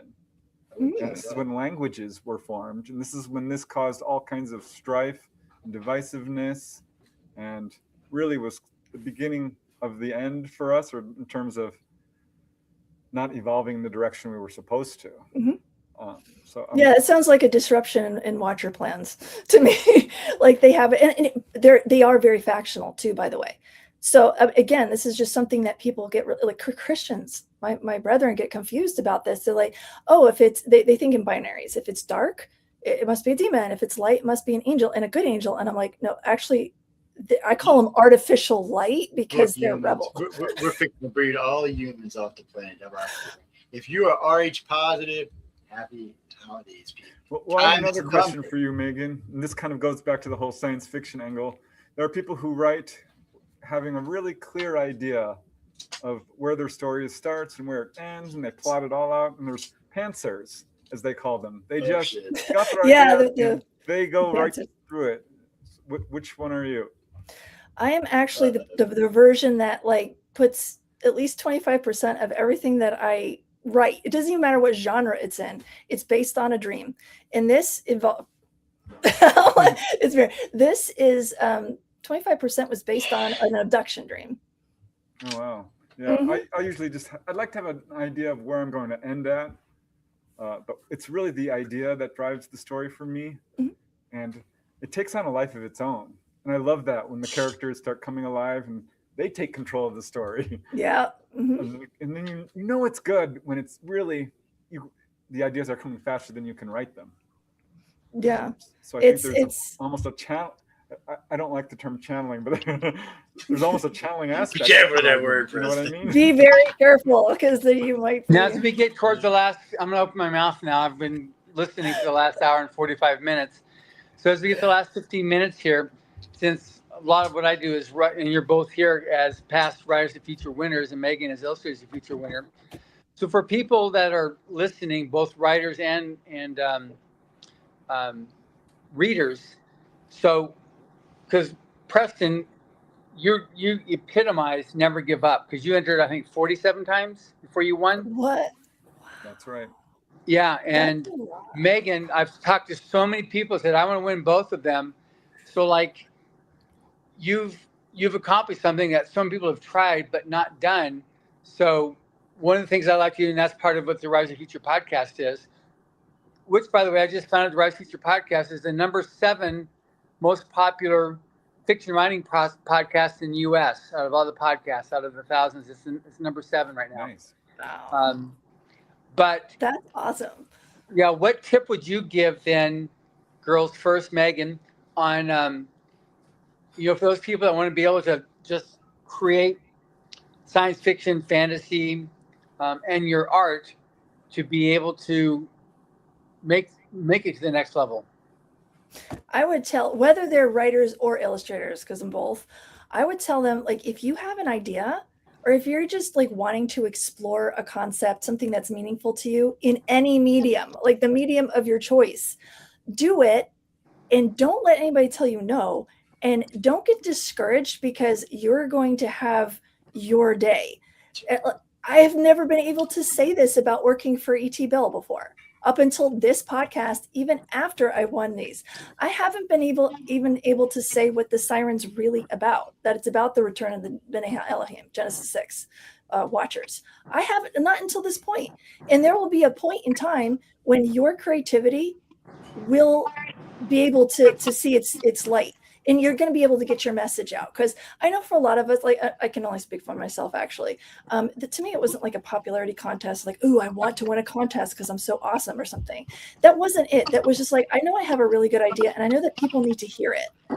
And this is a really good launch pad for individuals who do want to have their career, a possibility of their career blossoming. Like for me, I ended up like, I kind of had some false launches because I was like, I won these contests, and then I was in a very violent situation, and I had to like flee. Like I mentioned earlier, I've been getting handled in the family court, but I formed my contacts with John Goodwin, obviously, and all the writer and illustrator winners and the judges. At that point, then it can kind of become who you know, and they look out for you. And I just knew, I I can reach out to John and be like, I don't think I ever told you that I worked for E.T. Bill. It never even popped into my head because he wasn't published when I was, as far as I knew, when I was entering the contest. But now I could reach out to John, and here I am. I get to talk about it. So yeah, never give up. Like, if you have an idea, it will be realized. Just don't give up on that and believe in yourself, for sure. That's my advice. Okay, good. And you, Preston, because you had every eye in the theater when you giving your success when you're up on stage, crying. So it tux too. Yeah. So your advice. Yeah, well, of course, don't give up. I mean, that's, I think, obvious. Develop a thick skin. But really, I would tell people, just write what you want to write, what you think is interesting. Don't write for what you think other people want to read. Because if you love your story, the chances are other people are going to feel that too. Do enter the Writers of the Future. Yeah. Every time, the opportunities of this contest really kicked me up to a whole new level. And that's really what I would tell people, because this can be a very difficult career choice. I know my family was like, this is going to be hard for you. I'm like, but this is what I want to do. Yeah. This is what brings me joy. And that's probably the best advice I could give to people. Just write what you want to write. Don't give up. We all know the secret to success is persistence. And success will come. Follow your excitement. Yeah, if you persist. In when L. Hubbard created his contest in 1983, he wrote in the first essay that a culture is as rich and as capable of surviving as it has imaginative artists. It is with this in mind that initiated means for new and budding writers to have a chance for their creative efforts to be seen and acknowledged. So it's interesting because we broke 1,000 this year, and we have no idea what the people are like. They ended a story and we select them based on their story. They have nothing to do with their personality or anything else. And it's interesting how, for the most part, the winners are just, they can appreciate the fact that there's someone that's cheering them on. L. Hubbard did this to cheer people on. And, it's like, it's a good thing. And so I love both of you. I think you're both amazing people. And I've seen how your careers blossom, Preston, and just, Meghan, you're just such a beautiful person. I think it's just amazing, Yeah, well, one thing I would quickly add, if I may, I was on the forum. Yeah, go to the forum. I learned so much there. I was asking people, how many stories do you have out that are trying to find a market? People say, I have 3, I have 7. I had 40 stories out there searching for a home. If you really want this, you have to do the work. Yeah. People say, I can't find the time. Find the time. Find the time. You need to make it. Yeah, it's not something that's like, I wish I had time. Or I wish I had. No, you make your own success. You make your own luck on this thing here. So you create, you persist. You also, you get yourself a group of people too that are like-minded, folks that are there. You need a group of people that will encourage you, not to kind of say, okay, oh man, Preston, Meghan, just like, me. Yeah. You definitely need that, but that will tell you the truth in love too. Like when I ran my writers meetup group, one of the things I liked to do was I always would want to find something that was really working. Not you're not like BSing them, something that you really thought was good for the story that you enjoyed or whatever. And you give them that criticism first because it's positive. And then if there's anything that they might take in a negative way, then you can, give them that and give them ideas. And it kind of like loosens them up. And it's like, okay, this person actually cares. And I don't have to, I can listen to them and I don't have to take a word that they say. I just write my project the way I want. Yeah. You talk about the forum because we've won, it's the Critters Award. It's a very popular in the U.S. Science fiction, organization, and so it's got one of the competitions is Writers Forum, and Writers of the Future's won I think the last 3 or 4 years in a row as the top writer forum, And I mentioned about the podcast. We have the free online writing course that's got over 10,000 people on the course now, or have taken the course. So it's the whole thing that was created by Owen Hubbard was to provide that. And even since the 30s and 40s, he was writing essays to help writers, and so it's not a new thing. It didn't start in '83. He started it as a writer himself, as one of those popular writers in pulp fiction. So it's something that people understand, and it's unfortunate because as the planet gets more and more jaded because of whatever reason, you were talking about some of the things that began the schism. But right now, with the advent of social media several years ago, it's accelerated. So you've got you got the hate, and you got to have the Euclid, the two-valued logic. It's either good or it's bad. It's right or it's wrong. It's black or it's white. There's no, and Hubbard got into the whole thing. You've got the infinity value logic, where you've got the greater good and the greater bad. And but it's interesting. You got people who can't conceive the idea of just something that somebody could just want to help you without wanting anything in return. Like both of you have won the contest, and there's nothing Owen Hubbard asked for in return. You didn't get anything, any request. It was just and right now it's up to almost $30,000 a winner that he's directed, that to be funded for the winners. That's what's costing with modern US dollars. And it's there's nothing that's requested back. It's just that, he says that the artist injects the spirit of life into a culture. And so that's the whole thing, to be able to do this.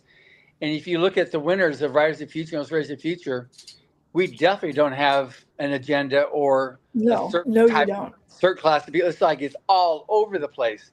That's why I stay clear of media. I stay clear of race. I stay clear of religion. I stay clear of politics. It's just about creativity. And that's all that Owen Hubbard was interested in, was just validating that creativity. Yeah, to that point, the superstars that have come out of the Writers of the Future too.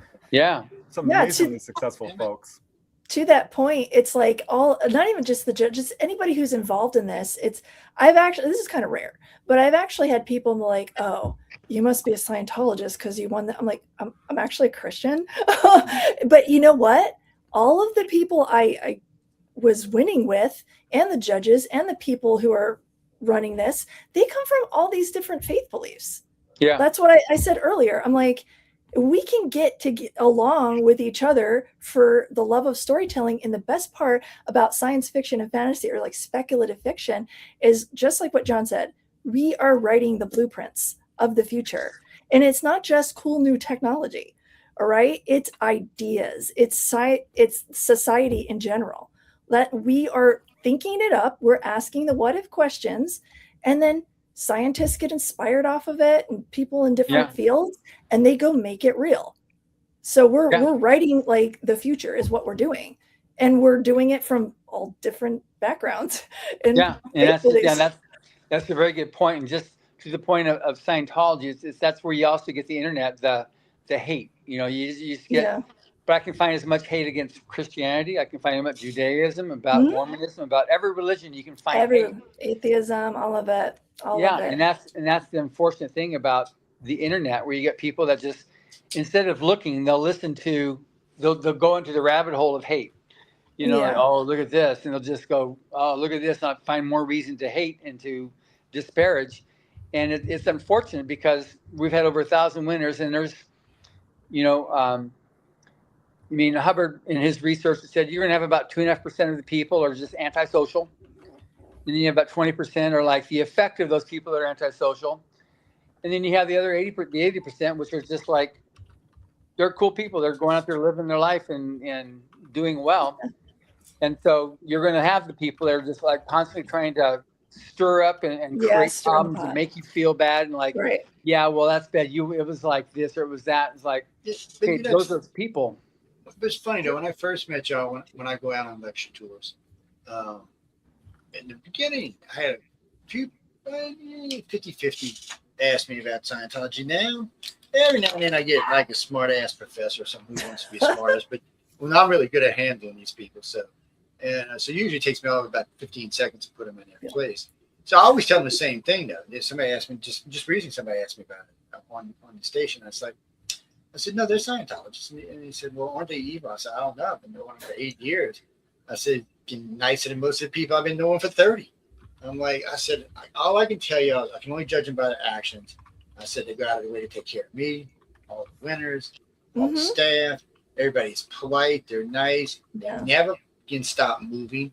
I said, it's like watching the stars in motion. I mean, they're always moving around doing something. And I said, and they're in a good mood while they're doing it, and they enjoy what they do. I'm like, I don't know, don't sound like baby eaters to me. It's but sometimes you just got to be rude to them. And then my favorite thing is, I said, look, when they start murdering little babies and molesting them in the church, we'll talk. Until then, why don't you go find somebody else to pay? After that, most people just go and don't say another word. They just move their little selves along and leave it at that. I try to be nice, but every now and then you got to be really good. I'll tell you a little funny story. I was in D.C. doing an interview. I was one of the X conferences with Stephen Bissett, and I was interviewing Buzz Aldrin, and Edgar Mitchell goes, he said, Buzz, stop that. And he's like, what? He said, because Buzz always says they didn't go to the moon. So Edgar looks over and he goes, Buzz. He said, Ed, come on, dude. He called him some little pet name. He said, come on, I am tired of saying we've gone to the moon. How many times I got to tell people it's on freaking TV, man? He was upset about it. He said, so he decided, it was like 10 years early. He said, I decided from now on, when somebody asked me if he went to the moon, I'm saying, no, he did not. Oh, Edgar gave me so much shit about it. I was like, and then I forgot who it was. One of the what? You don't think we went to the moon? You would have to argue with E.T. Bill about that. Man, look, see, I know we did, but I tell this to people all the time. I'm like, look, I said, first off, that anybody could get Russia and China to keep it a secret would be amazing that we didn't go, because they would have known if we didn't go. Plus, you have 50 countries tracked the mission, so you'd have to get all them people alive for you. But more than that, you can actually see the landers on the moon today. There's 9 global surveyors up there right now. There are 8 different countries you can see our landers with. You can even see the one where they dropped and it flipped and rolled on its side. You can see it too. One of them, you can even kind of make the flag out. There you go, Megan. Yeah. That looks like my underground shelter, actually. It's I think it was like 250 feet across one. All kinds of good stuff. Yeah, so that's the inside. That's the inside. That's it. Of it. All right, Mike. I'm sorry. I think it's time. John, you need to buy me a new mic. Shabby looking. Begging for mics, man. I guess I should just get this one. Just this. Oh, by the way, if anybody listening to this is in Los Angeles, in the next on the 11th of July, we're celebrating 90 years with Hubbard as entering the Western Writers, and so I've got the executive director of Western Writers of America coming in, and we're doing a live radio show or a live radio theater show in our offices on the 11th, which is Saturday, the 11th of July. And if anybody's here, go ahead and call in and ask for Joni Labaki and to RSVP. And you can call the number 323-466-3310. And it's going to be a great show. We're having dinner at first. It's free to enter because it's a celebration of 90 years. But we got several Hollywood actors. They're going to be here performing. And like I said, a little bit of a thing from the executive director. And so it'll be a lot of fun on Saturday night, and starts at 6:00 and it goes to about 10:00 or so at night. But if you're in LA and want to come, just again call 323-466-3310 and ask for Joni Labaki and confirm so that you can attend on July 11th, celebrating 90 years as a Western writer. If you like the Western genre, it's a great story. Yeah, sounds fun. Your radio shows are fun. They should go. They should go. Yes. Oh yeah, the radio shows are great. Always. They're It's fun. one of my favorite things. Oh no, Christopher Joni's a vampire. Yeah, that's the only way she can do what she does. She has to be a vampire. Plus, the woman hasn't aged since I've seen her. Yes, no. Actually, she looks better every She year. clones herself. I told her. I said, this is not right. She's like, what do you mean? I said, you're getting younger. This is bullshit. I was like, what's going on here? I was like, this is not working for me. So, Preston, are you in LA? No, I moved out of California. I'm on the East Coast now. Okay. He's living in civilization where nice people live. Yeah. So, in the nice But I part miss of the LA. country. Yeah. Joni was terrific. It was so cool to finally Joni's great. meet her. You know, I met her face to face several times. She's like, "You finally did it. You won." I'm like, "Yeah." It was. I mean, it was just so awesome. And to have my full, my Topanga Canyon story come full circle and show that you will succeed if you don't give up. Really put a real good ending on the whole Topanga Canyon story of don't give up. Yeah, you were one of the first podcasts I did with Dean Wesley Smith talking about that story. It was a lot of fun. Yeah, he's great. What a lovely man. Dean's a lot of fun to talk to. Yes. So somehow or another, him and I got together and made business sound exciting. He got cornered. We were at the second year, it might have been first year. We were at the barbecue and he got cornered by about 10 guys, and they started asking him about S corps versus corporations versus C corps.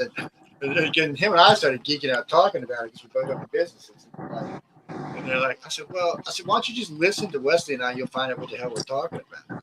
I said, it'd be easier than us just try to sit here and explain to you. But it was, I just, because he was kind of like cornered. He was trying to eat and have a friendly conversation. No, Jack. So the judges are super nice. They go out of their way to talk to people. They do. And they do. Plus this BarCon, LobbyCon, whatever you call it. You can come down there. Judges rotate in and out all day long. But the author judges for sure like to go hang out and get a snack, sit downstairs. You'll see Tim Powers down there. You see Joey Renai. Tim. Yes. And, I love Tim. Tim's the best. Oh, Tim is great. He's hilarious. No, you see Wesley Dean Smith, Kevin J. Anderson. Yep. A whole bunch of them down there. That was one of the best things about winning, actually, just getting to sort of rub elbows with these guys. Yeah, that's what the best part when I was invited back was even more exciting than when I actually won, because then I could introduce them. It's like, oh, you want to talk to Orson Scott Card, but you're kind of shy. I'm like, he's eating lunch, like right there. Oh, Orson's a blast to talk Let's to. go. I learned there's certain questions you don't ask Orson. We got it. Well, we did an interview, and then I don't know what happened. I asked him something. I asked him something about something happened to him, and then he told me. And that turned into like an additional 2.5 hour conversation.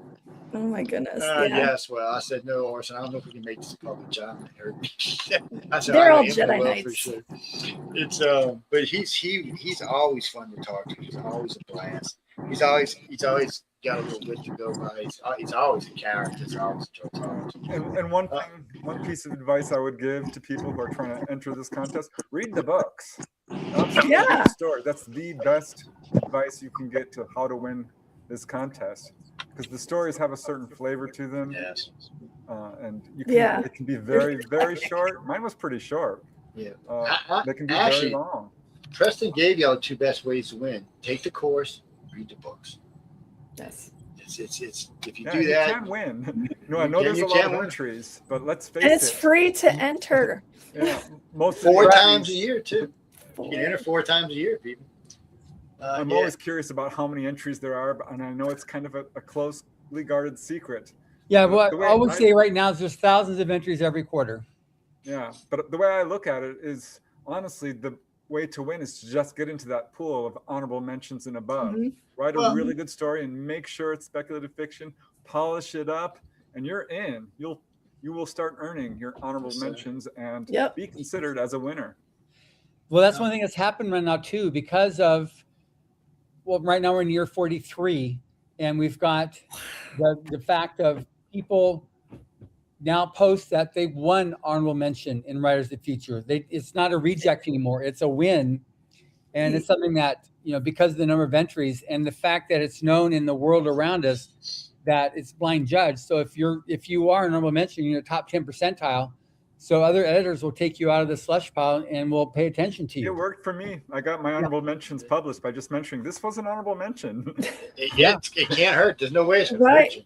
It worked. It absolutely worked for me. And winning actually opened the doors for a number of publications for me. Yeah, Gene, they'll fly in from anywhere in the world. Matter of fact, since I've known them, their international winners are double. I had the editor of Flying Saucer, the big one. In fantasy and science fiction. He congratulated me personally, the editor. Wow, that's great. What? Yeah. Yeah, and then just Megan just needs to walk around. She can walk around and say, "Yeah, I won both writers and illustrators of the future," and people will like start bowing. Hey, I'm telling you, do a composers of the future next. I'll enter it for sure. Okay. Any creative field, I'll enter it. we get so many else. You should do this. I said, you have no idea what it takes just doing writers and illustrators in science fiction and fantasy. It's a lot of work to be able a lot to of work for you guys. Yeah.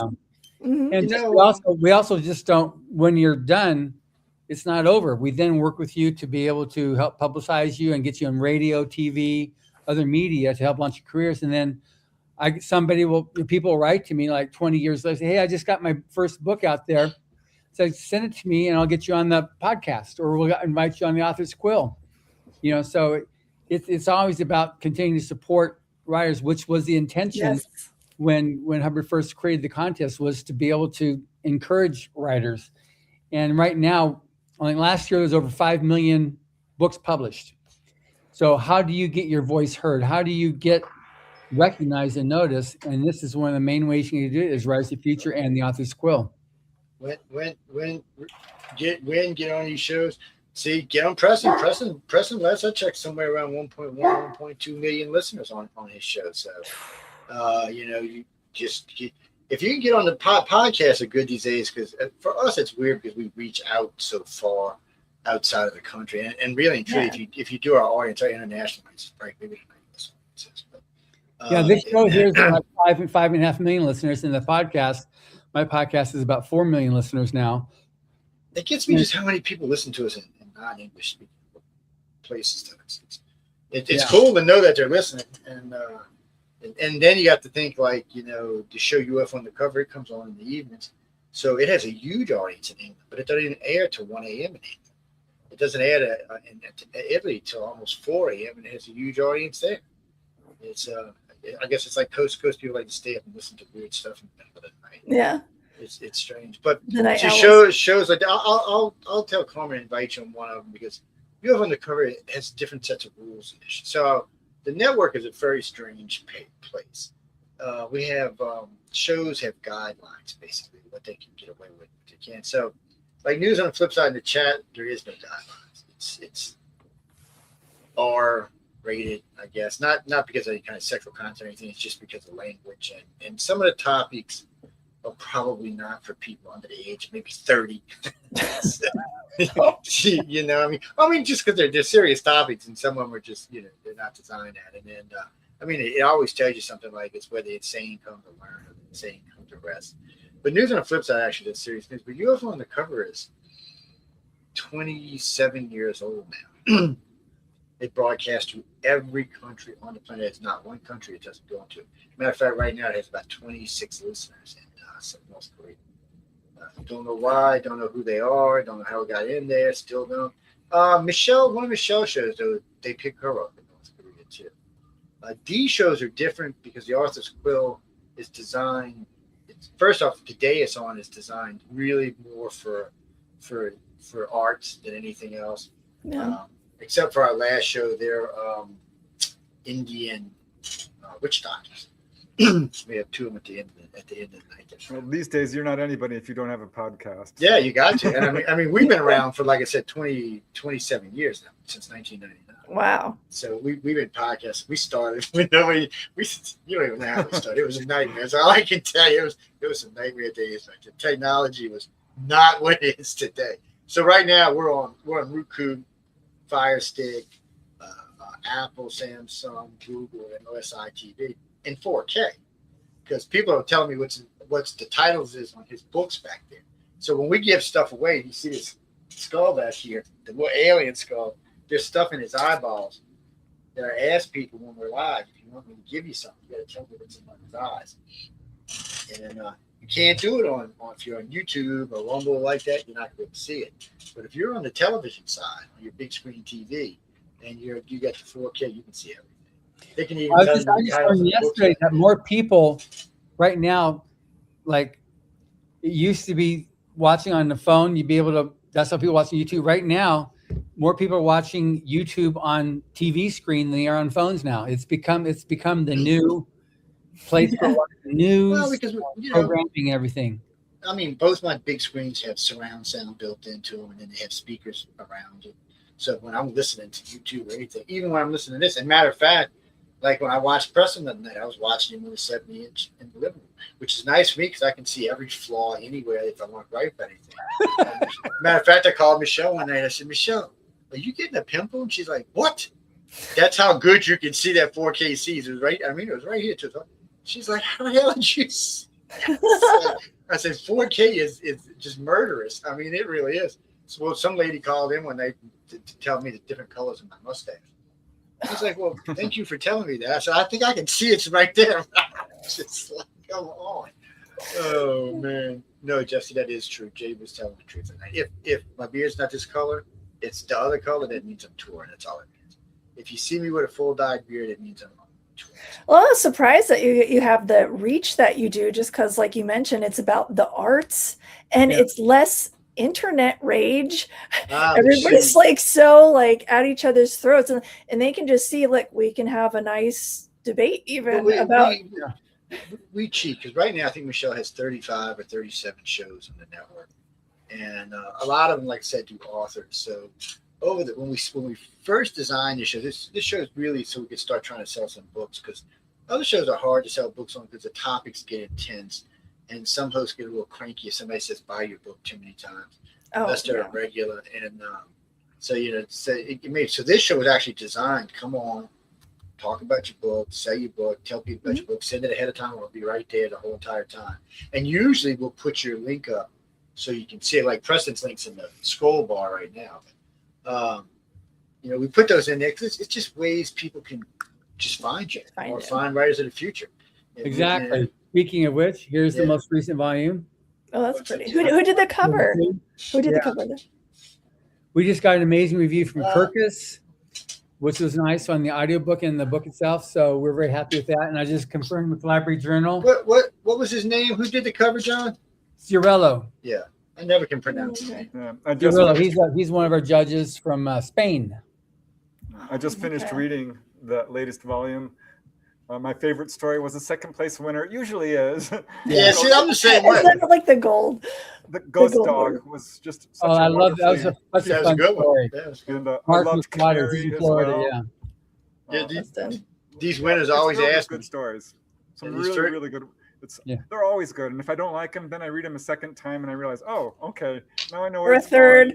I gotta say, so far, I think I've read 20 of their books so far, maybe 22 of them. And I enjoy the stories. I mean, I'm not always into the stories because it's not always stuff that I'm into, but I enjoy the stories, and I like the way they put them together because they kind of flow. They have kind of a little natural flow through the stories. Like this year, they had the 4 dragon stories. There's never a dud. No, there's never a dud. They're always good stories. It's amazing. That's what I love about the selection process. Because it's not like just you got all the judges, but you got one coordinating judge that's like the slush pile judge, if you will. But then that doesn't stop there. The boss, and then I had Katie Wentworth actually way back. Yeah, she was the gateway judge for me, and then she passed right after, I think, by one Writers of the Future, and then Dave Farland took over for a little bit. But yeah, I mean, like, we have so many entries now. We have 4 first readers. They're all past winners, so they definitely have the mindset of writers. Okay. We have so many entries now. We got 4 first readers, and that funnels through Jody and then to all the other judges. Yeah, and so you got multiple eyes, and again, they have different backgrounds themselves. Like and they mix them up. Do you still mix them up? Like the judges on the quarters, you never know who's judging you, ever. Yeah, I know there's some people in the forum who are waiting right now to see if their finalist is going to win.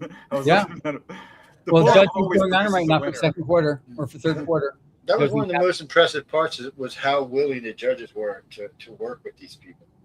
Because when you first think of this, when I tell people this a lot of times, especially when I'm speaking to a college, they're always like, "Oh, well, it's for kids to enter." I said, "No."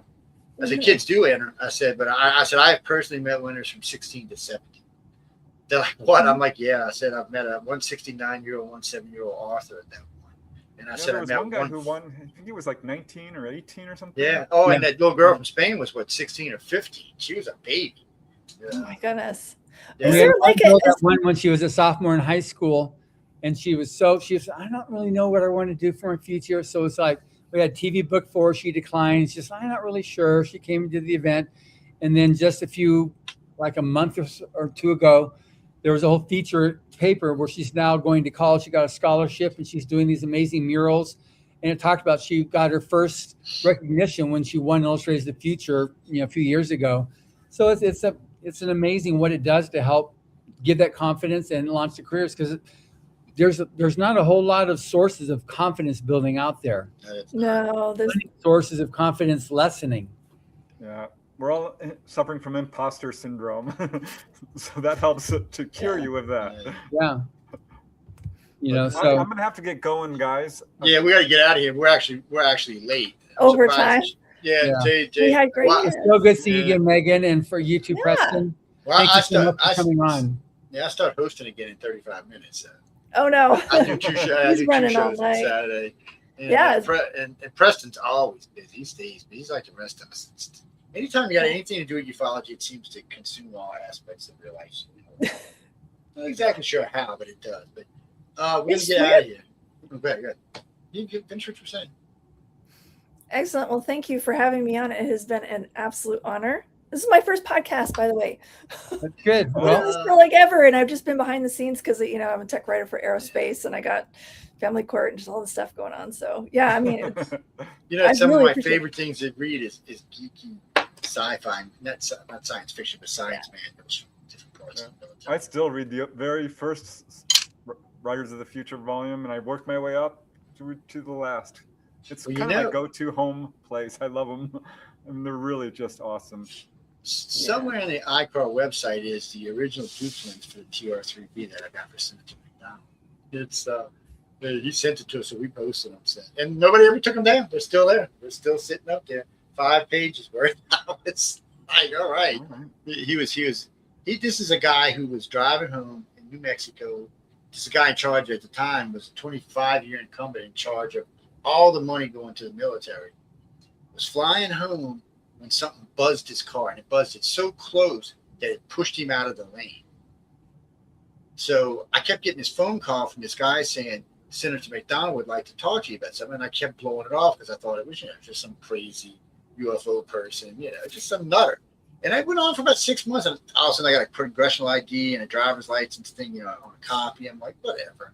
And then one afternoon I heard at my door, I go to the door, I thought it was Men in Black. These two guys in black suits, black glasses, big black stretch limo. I'm like, oh shit, what did I do? That's all I could think. He said, there's somebody in the car that'd like to talk to you. So I'm not getting in a car with you. It's not going to happen. And the guy popped open the door, and then when he did, I recognized. So I went and talked to him. And, I told him what I thought it was, and I told him how it worked. And he said, there's no way they could do that. I would know that it was happening. I said, I'm telling you what I got. That's what it is. It's a TR3 breed that they've been seen out there hundreds of times. So I didn't hear that about 6 months, and I got a phone call saying it was a kind of a short, nasty, not being mean to me, but just because he was mad when he found out. And then a couple months after that, I got a vanilla envelope about this thick shirt in my house with all kinds of shit. But I also have Class 10 security, so he couldn't get in trouble for it. But he was adamantly mad. Because, first off, this thing buzzed his car. So at this point, when he realized it was ours, he was double pissed. Because he didn't know about it. They were using his money, and it had the nerve to buzz his car. He was mad. He wanted to know who it was, how it was, what they were doing. You know what's funny about that? I remember for about 7 months, nobody's seen the TR3 anywhere. No one's seen any sightings. I think you shut the program down for a little while. I just think you walked in and said, really? And you're doing what without my permission? Oh, no, I don't think you are. Oh, no. What are you going to tell a 25-year incumbent senator that sits on the appropriation committee? That's not much you're going to tell him. He's going to be like, well, I got to say goodbye. Okay. Get out of here, Preston. We're going to go. Bye-bye. Thanks again, Preston. Thank you. Jeffrey, guys. no, you can catch Preston on Monday night. I think it's 9 p.m. It's he's second to last show. Yes, he is. I will ask Conrad to ask Megan to come on the other show when I don't know when we got to open it, but I'll give her a call. It's Thank you very much, Megan. You're just as Thank you. beautiful as you were when I last saw you. So well Thank done. you so much. I appreciate it. my house. I put Okay. this up in the background just so that Yeah, I they saw can see. that. No, it's always good. There's so much stuff. ICAR has about we have 144,000 cases. These are cases that's been researched and investigated. All together, the organization has more than 400,000 cases coming out. We just get rid of anything that doesn't meet criteria that the organization has for sightings and contact and stuff like that. But I've given testimony to Congress twice. And in the skiff, no less, man. I was, as far as I know, I am the only person that gave testimony that asked him to call Quantico and bring a polygraph for him. I said, if I'm going to sit here for hours on end and give testimony, I want to be polygraphed because I don't want to be being second guessed the whole time I'm talking. So they put me in a polygraph. First day, 12 hours of testimony. First day. It was insane. Yes, Jesse, nothing I can talk about. Sorry. I don't make the rules, my friend. No, Nancy said that someone higher up in the government recommended me. That's all she said. She said who it was. Well, I know a lot of people. I know a lot of people in the military. Some of the stuff I did put me in contact with a lot of, what's a nice word, shady people. Not shady like drug dealer shady, but shady like military industrial complex shady kind of people. Yeah. No, I can go to Area 51. They'd let me in. Yeah, they'd let me go walk right in. They're going to show me nothing. You know what they're going to show me? Oh, Mr. Joe, come get in the elevator. Oh, you want to go have lunch? You know, there's a cafeteria downstairs. Let's go to the cafeteria 80 floors down. And then they'll bring me over to the hangar with the big round hangar that goes all the way up to the sky. I say, look, haven't you seen this before? They're not going to let me see anything of any consequence, people. Anybody except for the president can go there. As long as you got a high clearance and you're a lifer thing, sign lifer thing, you can go. They don't let presidents go because they don't trust them. Like Reagan got Alzheimer's. You know, you never know. Obama might decide to start telling secrets. Joe Biden got Alzheimer's. Like Kennedy was assassinated in Forrestal. Same thing. You know, he fell out of not really fell. We think he was pushed. That's the thing. They don't want when the powers to be want to disclose when they want to disclose. And it's always been the same thing. People always ask me, why don't ET disclose? Well, I said ET's already disclosed. ET's told everybody that they want to tell. Anybody who's contacted or related some way through the projects already know. So they don't have to tell them. The rest of y'all people are cannon fodder. They don't care if you know. And apparently our government doesn't care. Apparently our government doesn't care either. I mean, they're never going to tell us the truth. It's like this disclosure. This is great. And I'm happy to hear the government actually admit that something might be from another world. And I'm happy to hear NASA say, look, we might have found life in another world. But nobody's given us anything. They've given us gray, dusty pictures that show you nothing, flare videos that show you nothing. They tell you, oh, we know about 4 types of aliens, and then they give you the 4 types off the internet, which you don't want the ones visiting the planet. You're like, what the hell's going on here? You have people like Koresh saying, oh, well, they just fall out the sky, and we pick them up, and we pick up the crafts, and we pick up the aliens. And I'm thinking, really, they've been here 6, 7, 10, 15,000 years. Well, how many ships have they lost? And you will learn some things. Okay. Well, you see it should be right here where people could see it. Look at all the books up there. It could be back there with the Greek classics. That's all the Greek philosopher. Yeah, like I said, he had his hand on all of those programs. No, I remember somewhere, I forgot who it was that was telling me about it. It was one of Billy Meyer's friends. I don't think it was Michael Horn, but it was one of his friends that was telling me about the guy. And the problem with ufology is in general, it doesn't know how much you know. And if you know too much, everybody's just going to take half of what you say as truth, and the other half are just going to ignore. Yep. And it's a shame they do it like that, because nobody in this field wants to think that somebody might actually know more than the average person. And there are more people. I'm actually getting that, honestly. I've been getting that, and it's weird to me when I don't know if it's a jealousy thing or what, but like there's several people that will start acting really weird, like family members or friends or people, and it's like it's just weird. It's like why can't you support? Like you've known me forever. I'm not an alien. I'm going to come out and talk about some of this stuff. And by the way, I did make sure I gave a disclosure to, you know, that there's a lot of aerospace personnel that have been kind of going missing. MIA, KIA, like they committed suicide, but it's like the 10 bullets to the back of the head kind of suicide. Yeah. And like when David Wilcock, he committed suicide, and then that was crazy. David Wilcock, you know, I had known David on and off for 2 decades.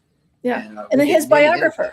His biographer got it like a week before. And so I'm like, oh, great. But it was the way he did it, like, look, I want you to know this is me doing this. It was almost like he had been programmed to walk out there and do it because like a rehearse, like it's rehearsed or whatever. Yeah, it was he gave you the sense that it was pre-programmed into his head to go out there and do it. It just, you know, I've known the guy, and it's not that I didn't know he had problems from time to time, because I did. He had some emotional problems, the kind of guy he was, but nothing that warranted suicide.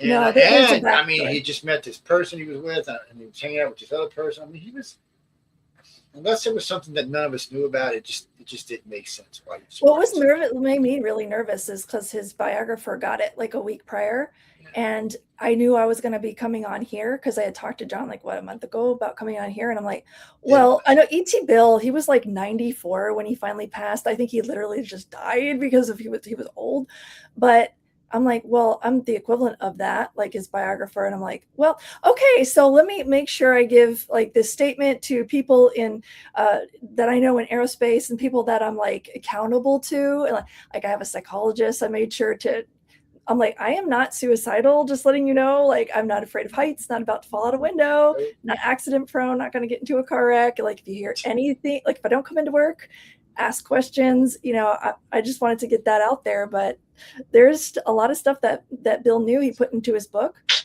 and well, it's good to do that because anytime we have a weird Men in Black thing or any kind of weird strange things like that, we always document it, and we always go on air and document. Yeah, you got to be public.